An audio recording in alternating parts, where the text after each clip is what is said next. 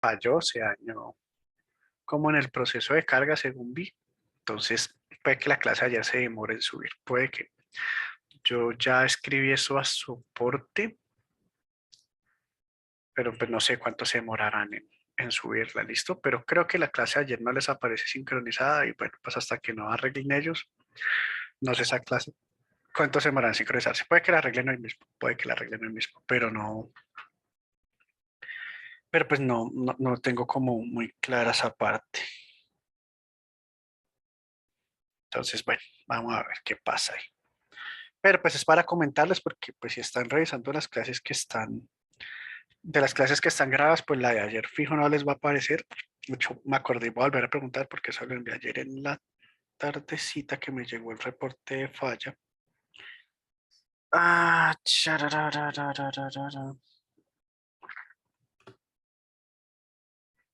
Ay, acá hay un poco de mensajes, no, pero a ver, le escribimos. Espérame un segundito.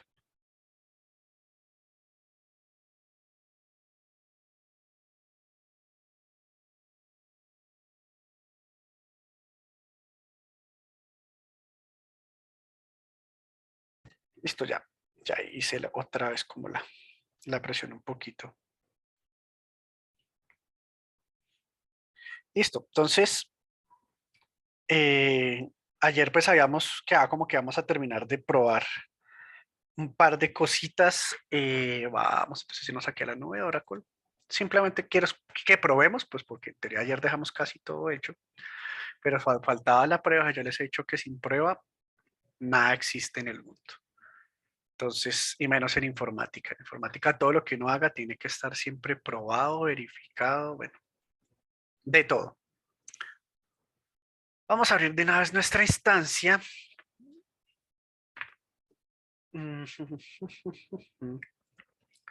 Vamos a abrir este Database Actions. Y necesito abrir tanto el SQL como el REST. Listo. Acá ya están los dos. Ahí anda subiendo este SQL.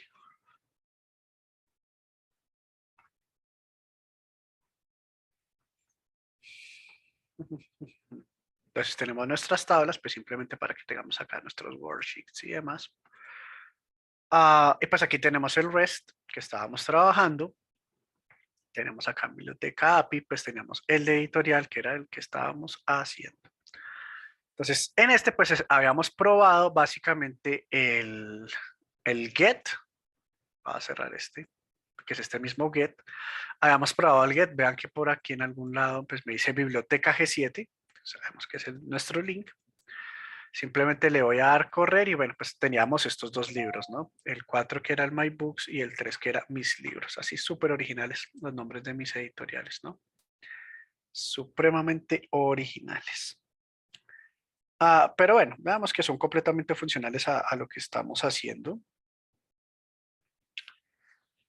Habíamos hecho el post, pues que con el post podíamos, en el body, podíamos agregar el nuevo libro, por eso tenemos en el NIT 4 este. Vamos a probar los dos que nos faltan, que era el de pod. Simplemente lo copiamos, pegamos aquí la URL, pero pues en este caso cambiamos primero. Lo primero que vamos a hacer es que vamos a cambiar por pod, pues el método HTTP que tenemos disponible. Lo otro es que vamos a abrir la definición de este método para ver qué parámetros él necesita. Resulta que él necesita el país y el ID, ¿sí ven? Acuérdense que todo lo que esté dos puntos algo o dos puntos algo en la definición del query son parámetros que le vamos a tener que pasar a través de JSON. En este caso él necesita un JSON que traiga país y que necesite el ID. ¿Qué ejercicio vamos a hacer?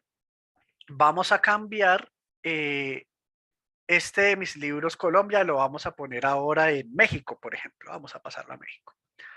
Entonces yo voy a crear aquí el pod. Entonces tengo la URL, coloco pod. De nuevo voy a body. Dentro de body voy a raw. Y dentro de raw voy a escoger JSON. Y pues acá simplemente vamos a colocar el par de llavecitas. Vamos a poner ahí un par de llavecitas. Y vamos a pasarle los dos parámetros que él está esperando. El ID, que si no estoy mal, el ID en este caso es el ID 3. Y vamos a pasarle el país, que en este caso dijimos que el país ahora va a ser México, por ejemplo. Vamos a suponer que esta editorial que en Get estábamos viendo aquí en NIT 3 en Colombia, aquí ahora la vamos a pasar a México, ¿listo? Vamos a suponer que lo vamos a hacer así. Entonces, como tengo el ID 3, tengo acá México, simplemente se los paso como parámetros, son los dos parámetros que está esperando recibir el SQL, ¿sí? País y ID. Simplemente les paso estos dos, le doy enviar. Él me dice 201, o sea, él me dice que efectivamente la actualización funcionó bien. Entonces, si yo vengo a get y vuelvo y ejecuto el get, debería ver la actualización. Y charán, vean que ahí me dijo que en este ID 3 cambió el país por México. Entonces vean que nos actualizó efectivamente el país. Eso quiere decir que el servicio de pod funcionó correctamente. Vamos a probar el último, que el último es el de delete. Entonces vamos a venirnos aquí al delete. Vamos a copiar la URL. Vamos a tener pues aquí la URL. Vamos a escoger método delete, pues para escoger el método correcto que está definido aquí. Y vean que este delete solamente me pide un parámetro. Me pide un parámetro que es el ID. Entonces, por ejemplo, yo aquí quiero eliminar el ID 4. Como quiero eliminar el ID 4, de nuevo, simplemente voy a body, voy a row, voy aquí a JSON y en ese JSON simplemente voy a pasar el ID que quiero eliminar. En este caso, pues voy a eliminar la editorial 4. Pues que la editorial 4 corresponderá a esta que es de My Books en el Reino Unido. Simplemente con correr esto en el método delete, vean que él simplemente, si todo está bien, me retornó 204. Ese 204 fue el que le definí acá. Vean, aquí le dije retorne 204 si todo está bien. Acá efectivamente me está retornando un 204. Y si yo vengo aquí al get y vuelvo y miro qué información tengo en la base de datos, me eliminó ese 4. Listo, muchachos, ya tenemos un CRUD hecho por completo en la API REST de la base de datos, por lo menos el CRUD completo para la editorial. Entonces, si ustedes se dan cuenta, es un proceso relativamente sencillo. Quizás lo más elaborado, lo más cansón es venir acá y abrir este CRUD y hacer el select, el insert, el update y el delete, probar que están bien. Y una vez probamos que están bien, pues ya los podemos llevar a la definición de la API REST. Entonces, esto es, digamos que como la parte chévere. Hay una cosita adicional que recomiendan hacer, de hecho también está en el tutorial, y es que yo no traiga todas las editoriales, porque pues dense cuenta que él aquí me está trayendo todas las editoriales. Si yo vuelvo y creo aquí a este, voy a volver a crearlo, no creo que tengamos problema. Si yo vuelvo y lo creo, él me trae todas las editoriales que existan, pero de pronto yo no quiero que me traiga todas las editoriales, sino quiero que me traiga una sola editorial en particular. Entonces, para eso, aquí ya colmamos todos los métodos HTTP disponibles. Entonces, ese método adicional nos va a obligar a crear un nuevo template. ¿Listo? Este template va a tener una variación, digamos que también se va a llamar librería, perdón, editoriales que se llamaba, pero a diferencia del, digamos, del otro template que era solamente editorial y ya, aquí le vamos a poner dos puntos ID. ¿Para qué? Para que en la misma barrita de navegación, en la misma barrita de la URL, yo le pueda escribir el ID de la información que quiero ver. Simplemente lo creamos, vean que va a ser editorial slash dos puntos ID, pero eso es en la creación de la plantilla. En el template es que vamos a agregar esto. Vamos a crear ese template. Quiero devolverme un momentico aquí. Entonces vean que voy a tener un template de editorial solito, que fue donde colocamos todo nuestro CRUD. Y acabamos de crear otro que se llama editorial, pero que le vamos a agregar el dos puntos ID aquí.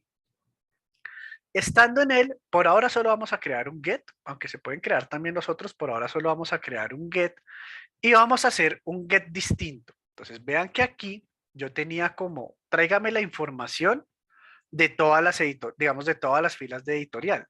En ese caso, ¿a mí qué me interesaría? Yo le puedo decir, tráigame el nombre y país de la editorial donde el ID sea igual a un ID específico, por ejemplo, el ID 3. Entonces, claro, si yo ejecuto esta línea, él me dice, este es el nombre de la editorial y el país de la editorial que pertenece a este ID y solamente me trae la de ese ID. Distinto al otro que me trae todas las librerías, ¿sí ven? Este solamente me va a traer una librería específica ubicada a través del ID. En ese orden de ideas, voy a utilizar este aquí.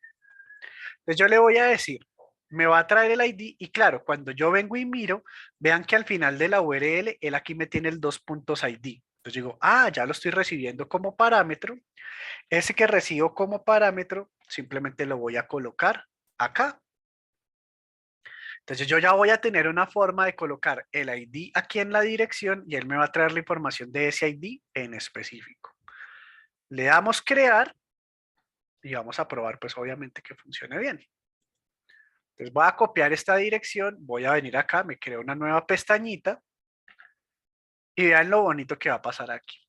Entonces, si le coloco 3, bueno, y si todo sale bien, me va a traer solamente la información de la editorial con ID 3.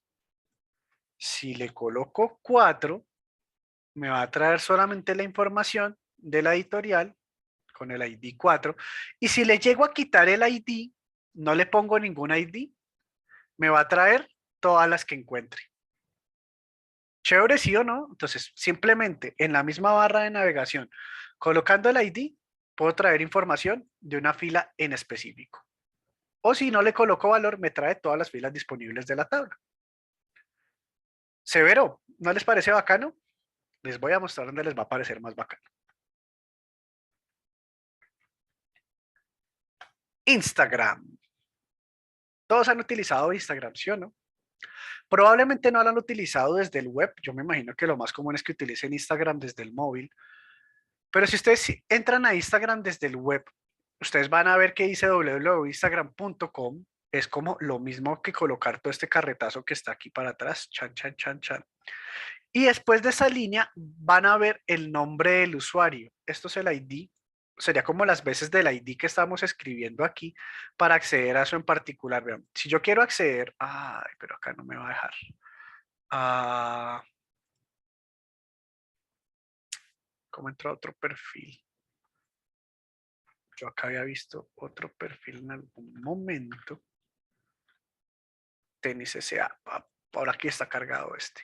Entonces vean que lo que está cambiando en la barra de navegación es el nombre del perfil. O sea que básicamente esto que si ustedes ven acá de Instagram está funcionando bajo esta misma lógica, ¿sí ven? Viene todo el carretazo de la URL y simplemente después de la URL lo que vamos a colocar es un ID donde con este encuentra de forma única el perfil y por eso carga la información de ese perfil.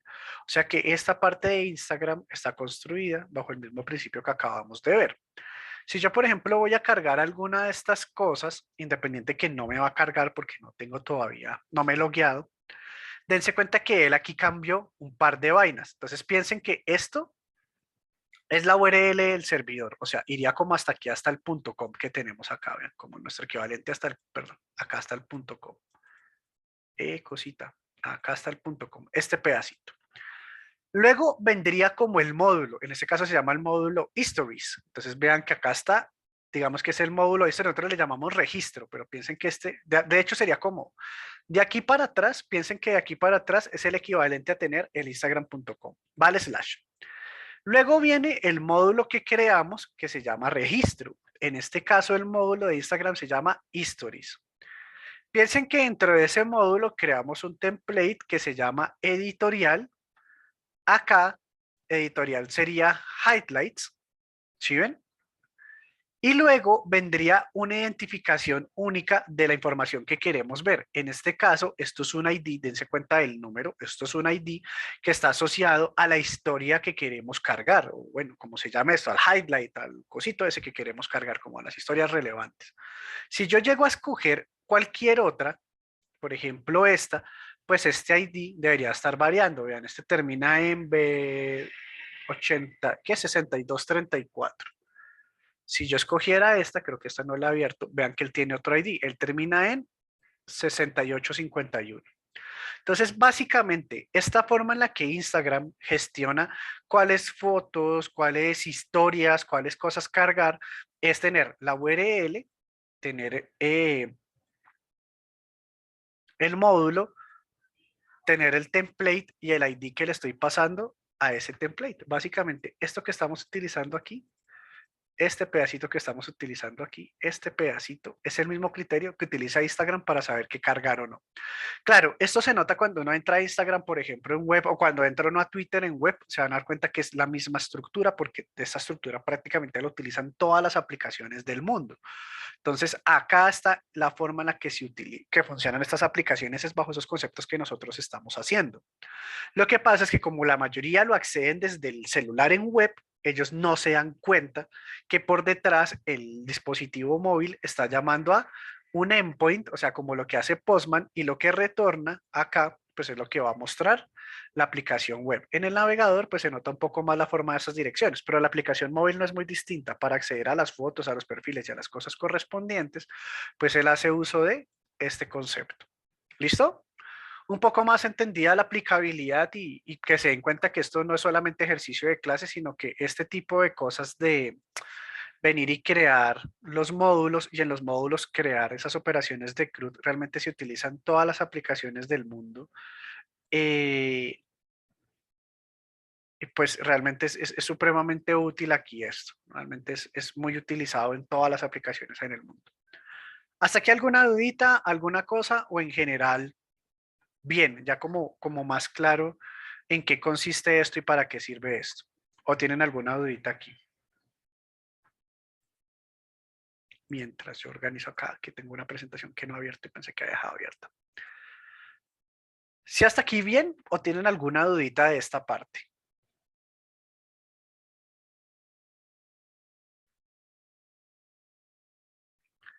Sí, claro, mira. Entonces simplemente lo creas con el ID y lo único que debes hacer es que en el SQL le agregas esta parte, o sea, este ID que recibes como parámetro, se lo colocas aquí en el where para que sepa qué fila exactamente debe traer.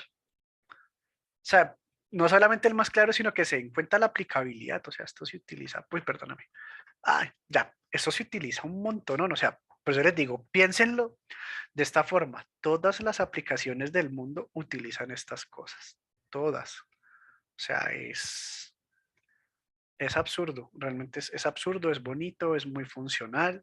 O sea, a mí me gusta mucho este tema es por eso, porque es muy funcional, porque se deja explicar, porque en cierta medida, pues permite mostrar que todas estas cosas no solamente es como por explicarles, sino que vean que las grandes aplicaciones pues utilizan este tipo de vainas para resolver todo. O sea, eso es un concepto ya supremamente universal.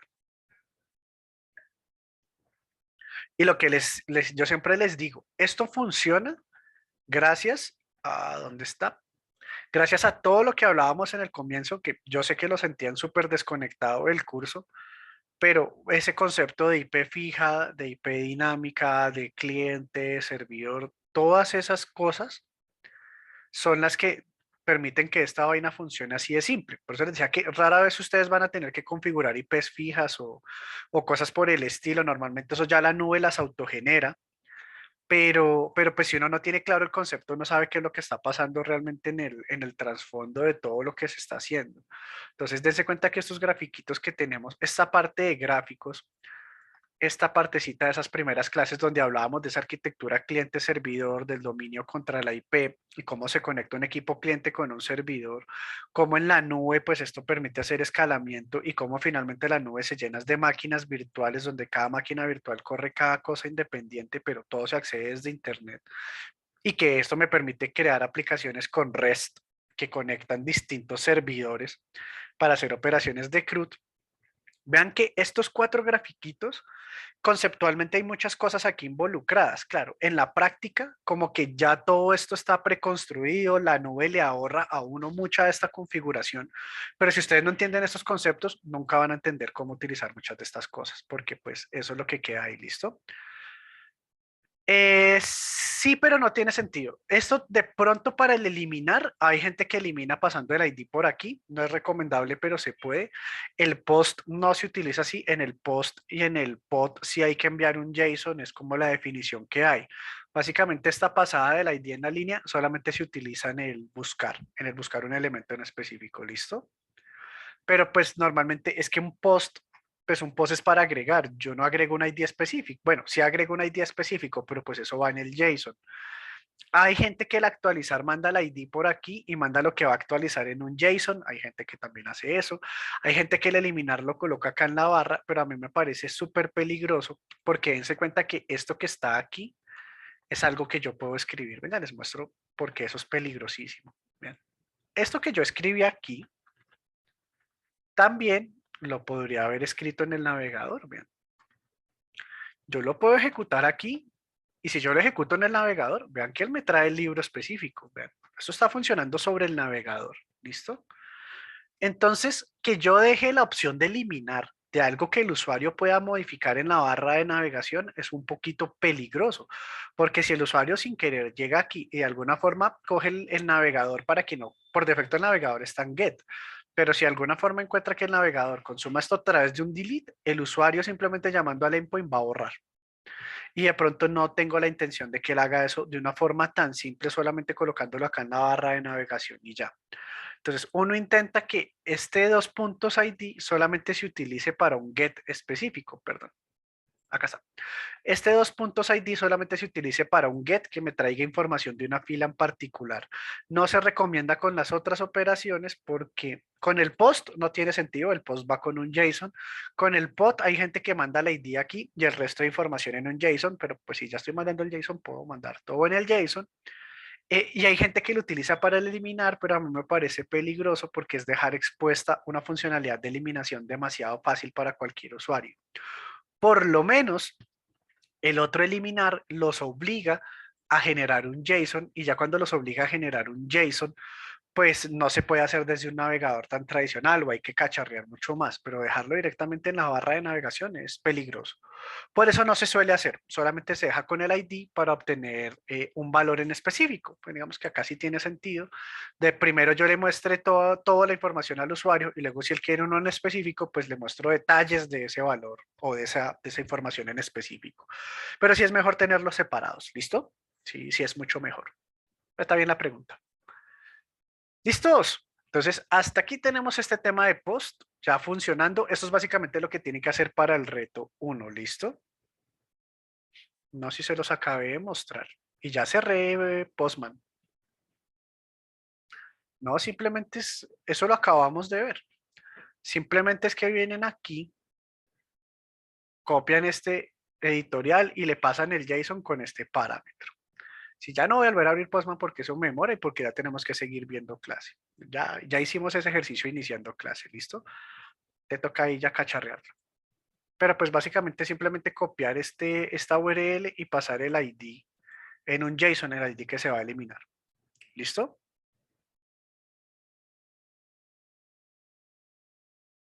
Listo, vamos a seguir. Aquí, bueno, vamos a tener hoy sesión fuertecita de teoría. Bueno, teoría, sí, no alcanzamos a hacer mucha práctica en código, pero pues sí, vamos a mostrarles un par de cositas. Mi ideal es que lleguemos un poquito más de la mitad de esta presentación de sprint, que es la de mañana. Para avanzar muy rápido, entre lo que les digo, tendríamos mañana un pedazo de día, el viernes otro pedazo de día. Y chicos, yo les quería proponer algo, voy a comentárselos de una vez para que lo piensen, para que lo miren si les sirve o no. Yo estaba viendo y la semana de receso en casi todos los colegios y demás está planteada, creo que para el 10 de octubre en general.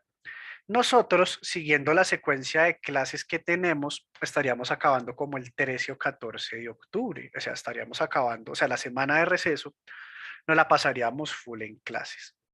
Yo no sé si les sirva, no sé si les parezca útil, no lo sé, realmente hasta ahora caí en cuenta. Si quieren, piénselo, me cuentan, no es una obligación, es como una alternativa, como por si también tienen familia, pueden descansar esos días o bueno, compartir más con ellos. Em, que las próximas 2 semanas hagamos clase de lunes a viernes, digamos que nos ahorramos ahí 2 sesiones, y al hacer esas clases de lunes a viernes, pues liberamos como un par de días de esa semana, pues para que los puedan en serio como compartir y digamos y estar como, pues como con sus seres queridos y eso. Es como mi propuesta.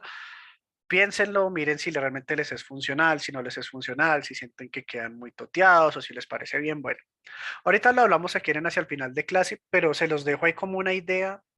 Básicamente por eso, porque pues si tienen hijos o cosas así, pueden estar de pronto si están en remoto, están en la casa o si van a pedir vacaciones o algo así, pues que no se cruce. Y pues yo vine a caer en cuenta ayer porque varias personas de la empresa pidieron vacaciones para esos días.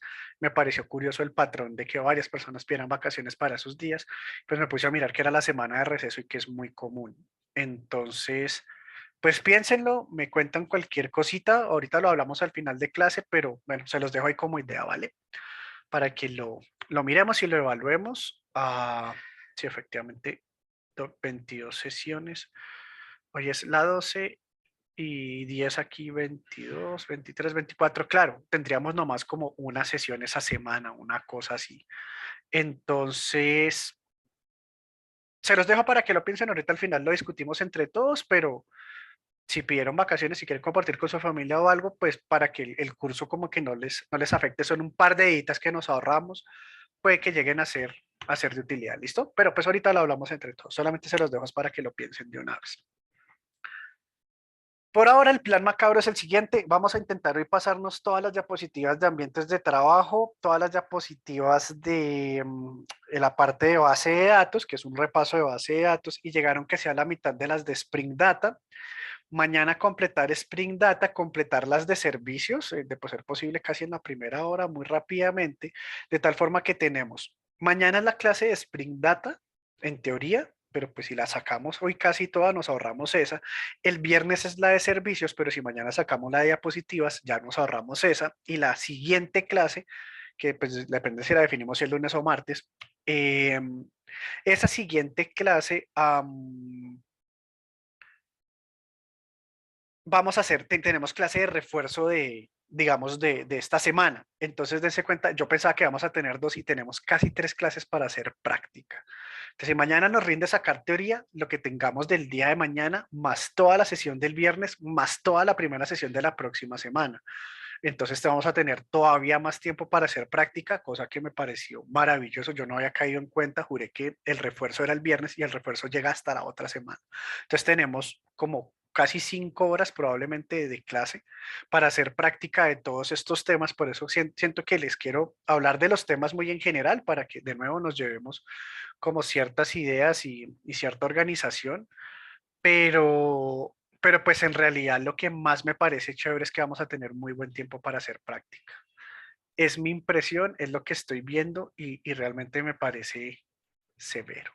Me parece muy bacano eso, que tengamos como tanto espacio para esto. En serio que eso me está pareciendo chévere porque pues nos va a permitir trabajar muy bien. Entonces, chévere, chévere esta parte.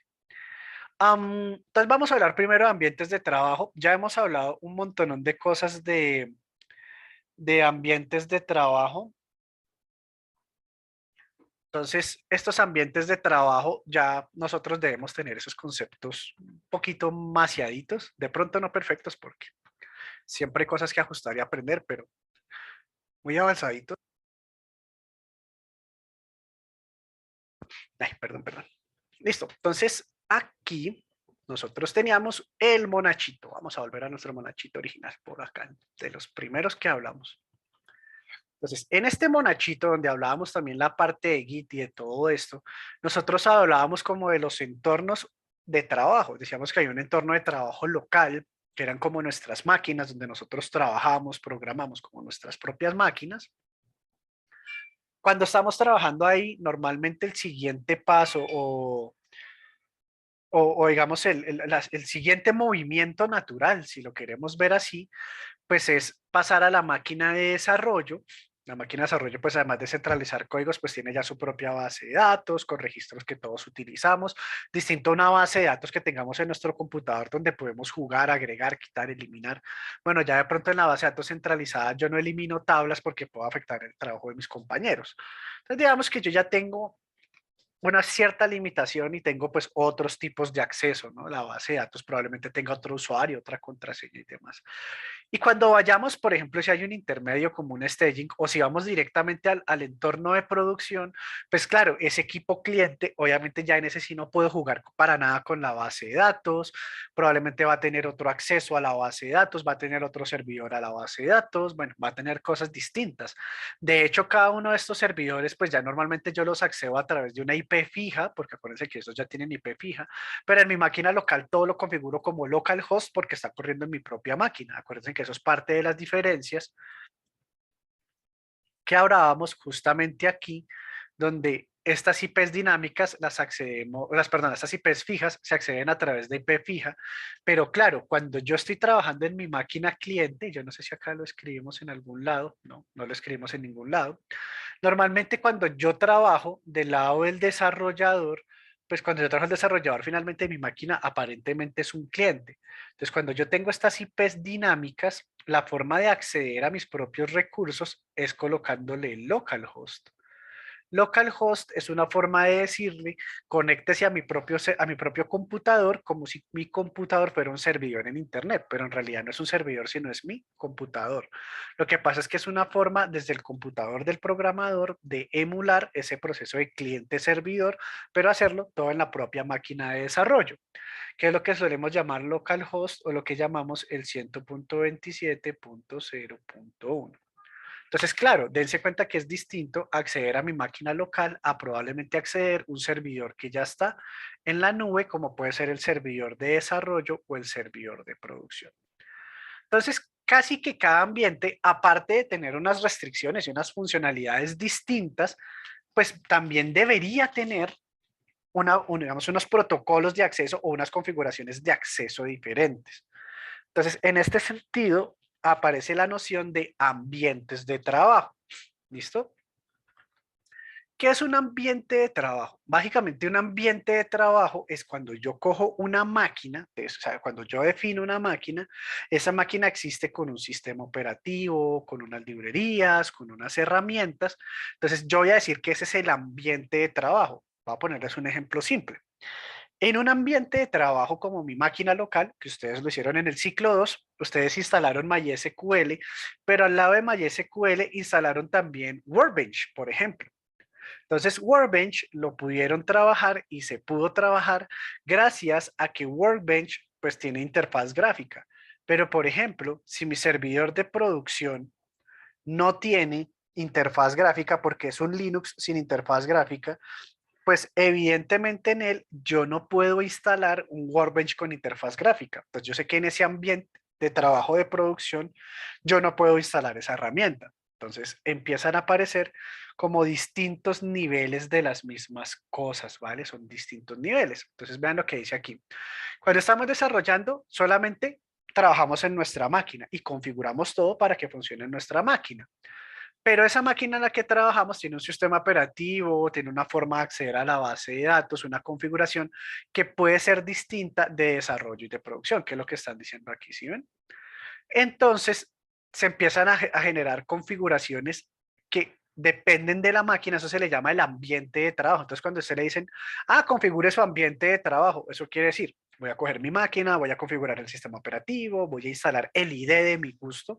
Dense cuenta que yo acá les estoy recomendando que utilicemos IntelliJ, pero si alguno quiere seguir trabajando con Visual Studio o con NetBeans o con Eclipse, pues lo pueden hacer. Y en un equipo de trabajo es igual. Yo no puedo obligar a todas las personas a utilizar el mismo ID. Lo único que sí les pido es que tengan la misma estándar de código, de tal forma que el ID no afecte el funcionamiento del código. No es como el código solo corre en NetBeans, pero no corre en el otro. Ya eso es algo gravísimo. Entonces, el código tiene que estar escrito de tal forma que en cualquier navegador abra, en cualquier ID abra, en cualquier computador abra y funcione. Entonces, cada uno va a configurar su propio ambiente de trabajo. ¿Listo? Eso, cuando uno organiza eso, se quita esta frase porque esta frase es terrible y es como, es que en mi local funciona.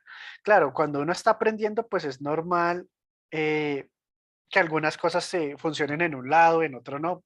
Dense cuenta que, por ejemplo, en la nube, en afanes, a veces a mí se me olvida configurar algo y me falla. Eso es normal y como que hice la prueba y me funcionó y luego la repliqué y no funcionó. Claro, eso puede pasar, pero no puede ser algo recurrente. Entonces uno tiene que aprender qué cosas son las que implican eso. Hay a veces unas configuraciones que están en el computador de uno, porque claro, uno lo tiene configurado, lo tiene con la librería, lo tiene con las herramientas y no siempre el servidor cuando se crea, se monta y se configura, queda igual y hay cosas que no funcionan. Es como que en el servidor no funciona nada, pero en mi máquina funciona todo. Entonces, en ese tipo de situaciones que pues, suelen ser comunes, uno tiene que intentar remediarlas y es quitarse ese en mi local funciona, pero en el servidor no. Eso es parte de lo que se necesita en separación de ambientes y estar seguro que en cualquier ambiente funciona. Entonces, una aplicación no puede depender del entorno de trabajo de un programador en específico, porque si no, todos tendrían que configurarse igual, incluyendo el servidor, cosa que es imposible. Y pues lo otro es que si yo tengo un equipo de pruebas o gente que va a hacer pruebas, pues ellos menos van a configurar su computador como nosotros. Un ejemplo clásico de eso y que era un problema muy recurrente al inicio de muchas de estas cosas es que la gente pues ya montaba servidores en Linux, montaba las aplicaciones en servidores Linux, las programaba en Linux y las hacía funcionar en Linux y resulta que llegaba un cliente con Windows y la aplicación no funcionaba bien. O llegaba la gente que hacía pruebas y las pruebas las hacían desde Windows, o sea, echaban código desde Windows y probaban y, no, es que esa configuración, toca hacer una configuración que solamente funciona en Linux. Entonces era un poquito complicado, realmente era un poquito complicado. Eso, pues ya con la aparición de REST y de muchas de esas cosas se ha ido resolviendo, pero pues igual hay que tener mucha precaución con estas vainas de que no solamente yo pueda programar, probar, ejecutar y demás, sino que esto sea un proceso que pueda funcionar a nivel de todo el equipo y de todas las personas. ¿Listo? ¿Cómo se hace eso? Es relativamente simple. Una forma un poquito clásica es que yo no sé si ustedes se acuerdan que en el ciclo 2 hay un archivo, ahorita lo vamos a ver, que se llama la Application Properties y en ese archivo ustedes tenían que colocar la configuración de acceso a la base de datos. Lo que hace mucha gente, que no es la mejor solución, pero es la solución rápida, es como que tiene la configuración de todas las máquinas que necesita ahí y simplemente para conectarse a la de desarrollo le quita comentarios a esas líneas, entonces son las que quedan activas, y le coloca comentarios a la conexión, por ejemplo, a producción. Cuando van a subir a producción, le colocan comentarios a la línea de desarrollo y le quitan los comentarios a la de producción. Entonces, como que intentan mantener ambas configuraciones en el mismo archivo y estar comentariando y descomentariando líneas dependiendo de lo que necesiten. En la práctica, obviamente esto es gravísimo porque si yo estoy subiendo a producción y a mí se me olvidó mover algo de esto, me va a tirar todo lo que está funcionando. Entonces no es una buena idea. Pues bueno, lo mismo que les acabo de mencionar. Realmente lo mejor que se puede hacer es que uno pueda colocar varios nombres de archivos. O sea, hay un archivo que es el properties básico, entonces yo puedo crear varios archivos y simplemente en cada archivo tengo una application properties general y simplemente en cada archivo voy a colocar unas configuraciones particulares. Entonces puedo tener un archivo que tenga la conexión a mi máquina local, a mi máquina de desarrollo, si ven que aquí se llama application dev. Vean que la URL es un localhost, o sea, le estoy diciendo, mientras estoy como desarrollo, conéctese a la base de datos que está en mi máquina, está en localhost, con este usuario y mi contraseña. Cuando vaya a subir a producción, pues ya me conecto a la IP donde está el servidor de la base de datos. Vean que ya no es localhost, sino una IP fija y pues le coloco el usuario y la contraseña ya propios de producción. Entonces puedo tener un par de configuraciones distintas en mi mismo proyecto, puedo tener dos, tres, cuatro configuraciones, simplemente cada una adaptada a cada uno de los ambientes o escenarios donde esto puede correr. Y desde el punto de vista del despliegue, lo único que yo necesito hacer es que en Maven pues voy a tener una línea donde yo le voy a decir desde dónde arrancar. Yo simplemente aquí selecciono el entorno. Entonces si le digo dev, él viene a la configuración de dev y carga esta información. Si yo aquí cambiara dev por prod, él va a venir aquí, va a coger la configuración de prod y a partir de esa va a funcionar la aplicación. Entonces es más fácil que cuando yo esté desplegando, escoja aquí cuál es el entorno y que él sepa qué configuración utilizar a estar comentariando y descomentariando cosas. Básicamente eso son estas diapositivas, lo que les digo. Luego vamos a hacer como una práctica con todo esto de chorro, pero es como para que vayamos teniendo conceptos y vayamos entendiendo las posibilidades que tenemos y las buenas prácticas que debemos hacer en el momento de desarrollar. ¿Listo? Entonces, básicamente, acá este dev es el equivalente como decirle local, dev, bueno, de este local muchas veces se le dice dev, si es producción, si es staging o en qué entorno está. Hay personas que colocan local, dev, staging y prod. Son gustos, están bien, no digo que estén mal. Entonces yo tengo una configuración para las máquinas locales, una configuración para el servidor de desarrollo, una para el servidor de staging y una para el servidor de producción. Y simplemente son varias copias del archivo, cada uno con slash dev, slash stack, slash producción o slash prod, slash local, perdón, guión local, es que es la cosa, guión local, guión dev, guión stash, guión prod. Y cada uno pues con las configuraciones de acceso y las cosas que se necesitan para que eso funcione bien. ¿Listo? Entonces, eso es esa partecita ahí, sencillita, chévere. Pues son como conceptos y son como buenas prácticas para trabajar en parte en equipo y en parte para que lo que yo estoy haciendo no tenga una configuración extraña que haga que a nadie más le arranque ni le funcionen las cosas. Entonces, es súper importante que esto exista, ¿vale? Entonces, esta es la primera parte de separar ambientes, que es lo que les digo, ya como vamos a tener unas buenas clases de práctica, vamos a poder darle buena candela a eso. Viene la parte ahora de el diseño de base de datos. Cuanto a los programas hoy de no hay problema de licencias por ser empresarial. ¿Cómo así por ser empresarial qué? ¿Están haciendo un proyecto empresarial? Yo no creo que estén haciendo un proyecto empresarial. Están haciendo un ejercicio de clase, ¿no? Pues es como yo lo veo. En general, los IDEs no tienen problemas por nada de eso. Normalmente hay compañías de IDEs, por ejemplo NetBeans, que funciona sobre Apache. Apache lo que hace es que se consigue fundings, consigue dinero. Hay gente que dona porque utiliza NetBeans, entonces hay empresas que toman la decisión de donarle a empresas de software libre como Apache, y Apache saca de ahí para mantener NetBeans, para pagar a los programadores y todo esto.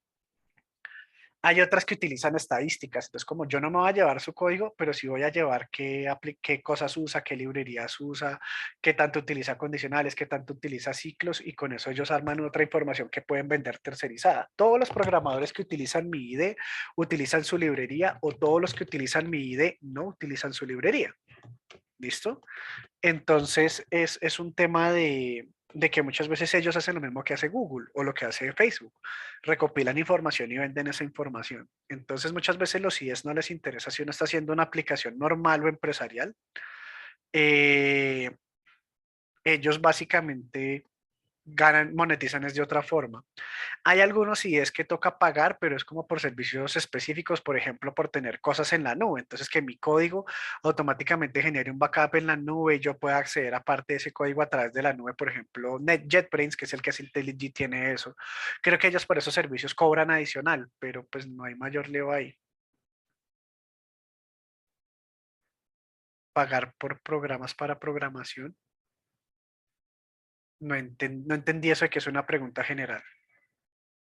Pues es free, yo lo instalé hace rato. No entendí ese pagar por programas para programación, es una pregunta general. Me imagino que lo que colocaste es que la pregunta, el simbolito de pregunta era antes. O sea, es una pregunta general, debería estar después del signo de interrogación, me imagino. Yo les corrijo mucho eso porque eso son fallas de comunicación. Ahí la pregunta quedó súper ambigua, la verdad no entendí nada, pero somos que colocaste mal el signo de interrogación. Normalmente en programación, casi todas las tecnologías son gratuitas cuando uno desarrolla. Yo no conozco una idea que cobre hoy en día, puede que existan, pero no los conozco. Todos los ideas que yo conozco son gratuitos, ellos monetizan de otra manera. Normalmente uno que paga, la mayoría de librerías son gratuitas hasta cierto punto, cuando uno ya quiere como versiones más potentes, que es lo que se llama como la versión enterprise o empresarial. Todas las herramientas que son gratuitas suelen tener una versión enterprise que se paga. Entonces, dense cuenta que IntelliJ, hay una versión de IntelliJ gratuita que tenía las funcionalidades básicas, y hay una versión de IntelliJ que tenía un montón de cosas, de conexiones, de plugins, de generación de reportes, y que eso ya es súper empresarial. Hay empresas que toman la decisión de comprar la versión paga porque consideran que todo eso les es útil. No es común. Yo no conozco muchas empresas que paguen por IDES, siempre se quedan con la versión gratuita porque suele ser suficiente, pero bueno, alguien lo tiene que comprar o si no, no existiría el plan. Lo mismo pasa con la nube. En la nube hay ciertos servicios que son gratuitos. Por ejemplo, Yo el que más conozco es la nube de Google porque la utilizamos en la empresa. Hay un tipo de base de datos, si no estoy mal es BigQuery, que el primer millón de peticiones es gratuito. Entonces le dicen a uno, usted va a pagar como $2 mensuales por servicio de nube. Y en esos $2 mensuales se incluyen gratuitos 1 millón de accesos a esa base de datos. Claro, 1 millón de accesos a uno le suena como un montón, no, no, no, no. Pero cuando uno tiene una aplicación andando, por ejemplo, piensa en Facebook o Instagram, que ahorita lo estábamos viendo, dense cuenta que yo Instagram entré como a 6 cosas en un minutico, como que me deja ver aquí, que me deja ver aquí. Yo ya consumí 6, fui un usuario y consumí 6. Imagínense que yo todo el día esté en Instagram. Entonces, en Instagram, yo en una hora puede que sin saberlo esté haciendo 100 peticiones a la base de datos en una hora o 500 en una hora. Entonces, cuando uno tiene una aplicación muy grande, 1 millón de accesos a la base de datos, pues ya no es mucho.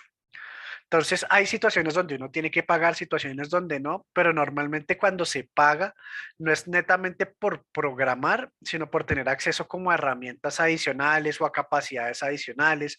O vean lo que nos pasaba con los Apex. Es siempre gratuito, pero solo tiene 20 gigas en la base de datos. Si en algún momento pasamos de las 20 gigas, nos toca pasar eso a un Apex pago, pues para tener más espacio. Entonces, normalmente es así, ¿listo? Pero pagar por entornos de IDEs para desarrollar no es común, ni siquiera por librerías ni por frameworks. Tiene que llegar uno a la construcción de aplicaciones muy grandes para tomar ya la decisión de pagar, ¿listo? Si hay gente que paga, no me malentiendan, pero son casos excesivamente específicos, ¿vale? ¿Alguna otra preguntita ahí? Seguimos aquí.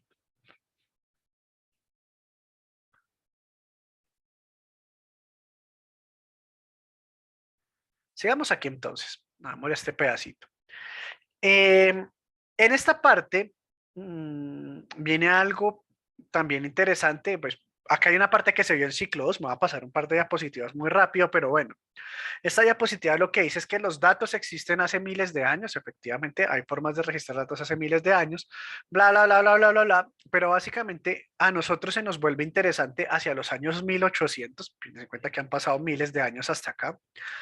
Básicamente nuestro progreso en computación, en informática y en todos estos temas data de los últimos 100, 120 años, que comparado con los miles de años que tiene la humanidad, independiente en qué crean y demás, cualquier religión y demás, estamos hablando de miles de años. Entonces creo que no tenemos discusión de los miles de años que tiene la historia de la humanidad, pues realmente todo ese tema de computación y demás es muy, muy reciente. Estamos hablando de solo 120 años, quizás desde el desarrollo de todo. Desde los años 1800 iniciando utilizaban las tarjetas perforadas para almacenar información, pero pues sobre los telares para hacer ciertas cosas en telares. Y la primera máquina que empieza a hacer procesamiento basado en ese concepto de las tarjetas perforadas, ese concepto de tarjetas perforadas existió fuertemente hasta los años 70, 80 como mecanismo de almacenamiento, o sea, duró vigente como 170 años, eso es increíble. Pero bueno, básicamente a finales de los años 1800 aparece Charles Babbage, que es el señor que está aquí de bigotico parchado. Él crea una máquina que la máquina puede coger información de esas tarjetas perforadas y ejecutaba programas que se escribían en esas tarjetas perforadas. Obviamente estamos hablando de tecnología súper arcaica, pero pues fue la primera máquina que empezó a hacer ese parte de procesamiento y pues de ahí nació la empresa IBM, como para que se hagan una idea de eso. IBM es una empresa viejísima. La persona que programaba esas máquinas era Ada Lovelace, que pues es considerada el primer programadora en la historia. Era una matemática que tuvo que utilizar el nombre, un seudónimo de un hombre, para entregar todos sus programas, porque obviamente en esa época pues estaba prohibido que las mujeres trabajaran en cualquier cosa de estas. Entonces ella para hacer los programas, Charles Babbage, no sé si fue Charles Babbage o quién fue el que se le inventó un seudónimo de un hombre. Entonces Charles Babbage iba a todo lado y como, tengo un programa que hizo eso, ¿y quién lo programó? Pepito Pérez. Nadie conocía a Pepito Pérez, nadie sabía quién era Pepito Pérez, hasta que muchos años después pues se reveló la historia verdadera, que la primera programadora en la historia pues fue una mujer escondida de todo el mundo, matemática brillante, tiene unos trabajos muy bonitos. Entonces, los primeros lenguajes, perdón, los primeros programas de procesamiento, que no se les puede llamar propiamente lenguajes, ella hacía como algoritmos matemáticos, los transfería a las tarjetas perforadas y estas los procesaban y pues generaban entonces todo el análisis sobre datos, entonces pues todo lo almacenaban en tarjetas perforadas, pero es el inicio ya de una computación sobre datos y sobre procesamiento y almacenamiento. Eso generaba unos huequitos en las tarjetas perforadas y ahí guardaba la información.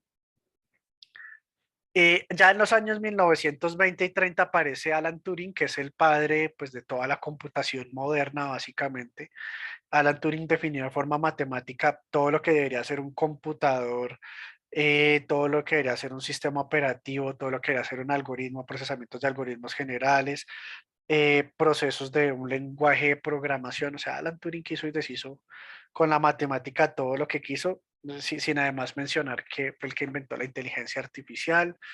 Este man fue un tipo brillante, realmente no vivió tantos años, pero Alan Turing fue un tipo muy brillante y gracias a todos los estudios que él hizo, pues se crearon los primeros computadores electrónicos, porque parte del trabajo interesante que hizo Turing es que Turing definió una forma en la cual todo lo que se hacía se puede convertir a binario.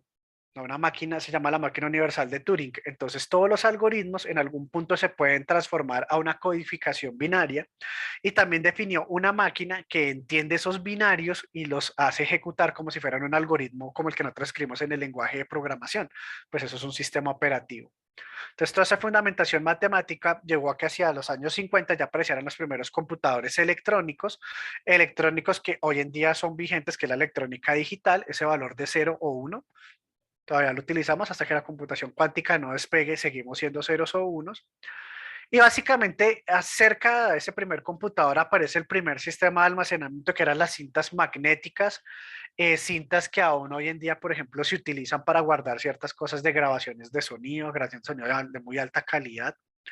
Ese mismo principio se utiliza, por ejemplo, cuando uno graba películas de muy alta calidad que no se graban en digitales, sino se graban en celuloide. Pues bueno, es el mismo principio que aún se utiliza. Ese mismo principio de cinta magnética se empezó a utilizar en otros dispositivos de almacenamiento. Por ejemplo, los discos duros de platos son completamente magnéticos, los disquetes completamente magnéticos. Y ya bueno, cuando aparecieron el CD y DVD, pues ellos tienen otra forma de almacenar información. Las USBs y bueno, ya todo esto, cada vez tenemos como nuevas formas, discos duros de estado sólido, ya son distintas tecnologías, ya son irradiación de electrones. Pero bueno, al punto al que voy es a que básicamente llevamos trabajando en almacenamiento de datos 70 años, llevamos muy poco y más aún de eso, realmente los avances grandes pues se han dado en los últimos 30 años. Yo lo que les digo, yo todavía recuerdo cuando yo empecé a programar en el año 99, 2000, yo cargaba mis programas en disquetes, pues era como el dispositivo de almacenamiento de moda era el disquete. Y de hecho, me acuerdo que mi papá trabajaba en esos disquetes de 5 y cuarta, que eso eran una cajota así grandota, todos maleables, todos chistosos, pero por eso mismo se dañaban muy fácil. Luego aparecieron los disquetes de 3 y cuarta, que eran unos así cuadraditos ya rígidos, pero que como eran magnéticos, tranquilamente uno los ponía en su computador y los llevaba a otro computador. Y si ese computador, el magnetismo no estaba bien sincronizado, se los tiraba. Uno tenía que cargar los programas en el mismo programa en 10 disquetes como para estar seguro que eso iba a funcionar, que no se iba a dañar. Y les estoy hablando de que hace 20 y pico de años los disquetes almacenaban varias megas. Yo me acuerdo que cuando empezó a aparecer el CD, sí, como a finales de los 90, comienzos de los 2000 empezaron a aparecer los CDs, era súper desbordante que un CD guardara 700 megabytes, o sea, eso sonaba un montón de información. Al poco tiempo apareció el DVD que guardaba 4 gigabytes, eso no le sonaba a un universo de información, básicamente porque los discos duros más grandes de la época eran los discos duros de 80 megabytes, 100 megabytes, perdón, 80 gigabytes, 100 gigabytes eran discos duros gigantes. Cuando apareció el DVD de 4 gigabytes, pues eso era como un DVD donde uno podía cargar eso. Luego aparecieron las USBs, a los pocos años aparecieron USBs que ya guardaban 10 gigas, 20 gigas, y empezaron a aparecer los discos duros de 500 gigas, de 1 terabyte, de 2 terabytes, de 4 terabytes, pues en esa época de platos. Y para años, como 8 años, quizás 10 años después empezaron a aparecer los de estado sólido y pues hoy en día uno puede tener discos duros de estado sólido de 20 terabytes. O sea, Estamos hablando que en 30 años, o sea, 1 terabyte es como acá donde yo estoy lleno de disquetes y creo que me faltaría todavía espacio para llenarlos. En una franja muy cortica de tiempo, la capacidad de almacenamiento se incrementó enormemente, básicamente porque en los años 90 con la aparición del Internet, de las páginas web, en los años 2000 con la aparición de las redes sociales, em, pues se hizo más que necesario tener sistemas de almacenamiento supremamente masivos. Piensen ustedes a diario con las interacciones que tienen en redes sociales, con las búsquedas que hacen en Google, si miran televisión por streaming, si hacen búsquedas, todo lo que hagan, si escuchan música en alguna plataforma en Internet. ¿Cuánta información ustedes están generando? Ahora imagínense persona por persona en el mundo. Entonces, pues esto fue lo que disparó todo el concepto de almacenamiento. Y claro, al tener más almacenamiento y tener más datos, pues necesitamos más bases de datos. Aparece una necesidad de mayor procesamiento de datos y es cuando aparecen todos estos cargos de científico de datos y big data y analista de datos y todo lo que deriva de ahí. ¿Listo? Entonces, como una explicación contextual de eso. Eh, en términos de arquitectura, esto ya lo hemos hablado bastante. Hay un lado donde están los usuarios, independiente de quién sea el usuario, hay como una aplicación, bien sea porque yo la programe o el usuario que es el que la consume. El punto es que la aplicación se vuelve un intermediario, puede haber uno o varios servidores, por acá en el dibujito lo muestran como un solo servidor, donde básicamente todos interactúan de frentes contra la aplicación y la aplicación es la que internamente se encarga de gestionar la conexión al motor de base de datos o a la herramienta que estamos utilizando para gestionar la base de datos. Pues recuerden que esa herramienta funciona directamente sobre un sistema operativo, nosotros no la programamos, sino que la instalamos y luego de instalada y configurada, pues ella lo que va a hacer es permitir a la aplicación que se conecte y haga toda la transaccionabilidad para los CRUDs de la aplicación, ¿listo? Pero básicamente esa base de datos por detrás, pues lo único que almacena son dos cosas, datos y metadatos. Datos, que es básicamente la información que guarda, pero pues también hay una parte de metadatos, que es la parte descriptiva de la información que se está guardando. O sea, no solamente guardar información por guardarla, sino que esta parte descriptiva le da sentido, le da orden, le da estructura, nos da como una forma de interpretar y de entender muy bien las cosas. Si nosotros nos vamos aquí a nuestra nubecita, a las tablas que creamos, si nosotros seleccionamos, por ejemplo, la tabla libro, y le damos clic secundario y le damos Open, vean que él aquí me carga una cierta metadata. Me dice, sí, usted tiene la columna ISBN, pero esa columna ISBN tiene un tipo de dato. Sabemos si son nullable, que es opcional, entonces no nullable es como obligatorio. Les estoy explicando qué son los metadatos. Entonces, toda esta parte que nosotros vemos como descriptiva, si ven que nosotros como que no solamente es decir que guardé un ICBN, sino que hay una serie de información alrededor de él, hay una parte estructural alrededor de él, incluso todas estas partes de restricciones que puedan existir, si ven, no puede ser nulo, no puede ser nulo, es una llave foránea, es una llave primaria, todas estas cosas es lo que llamaríamos justamente la metadata. Entonces, los datos es lo que estamos guardando en las filas y columnas, pues la información que está acá. Pero normalmente no solamente se trata de guardar información, sino que hay una estructura que funciona alrededor de esos datos. Eso es lo que se llaman los metadatos. ¿Listo? Es como la estructuración de esa información, por eso es que se le llama como meta. Meta es como un poquito más abstracto, ¿vale? Entonces, esos son los metadatos. Entonces, no solamente se trata de guardar los datos, sino de como una estructuración alrededor de esos datos. A eso le llamamos los metadatos.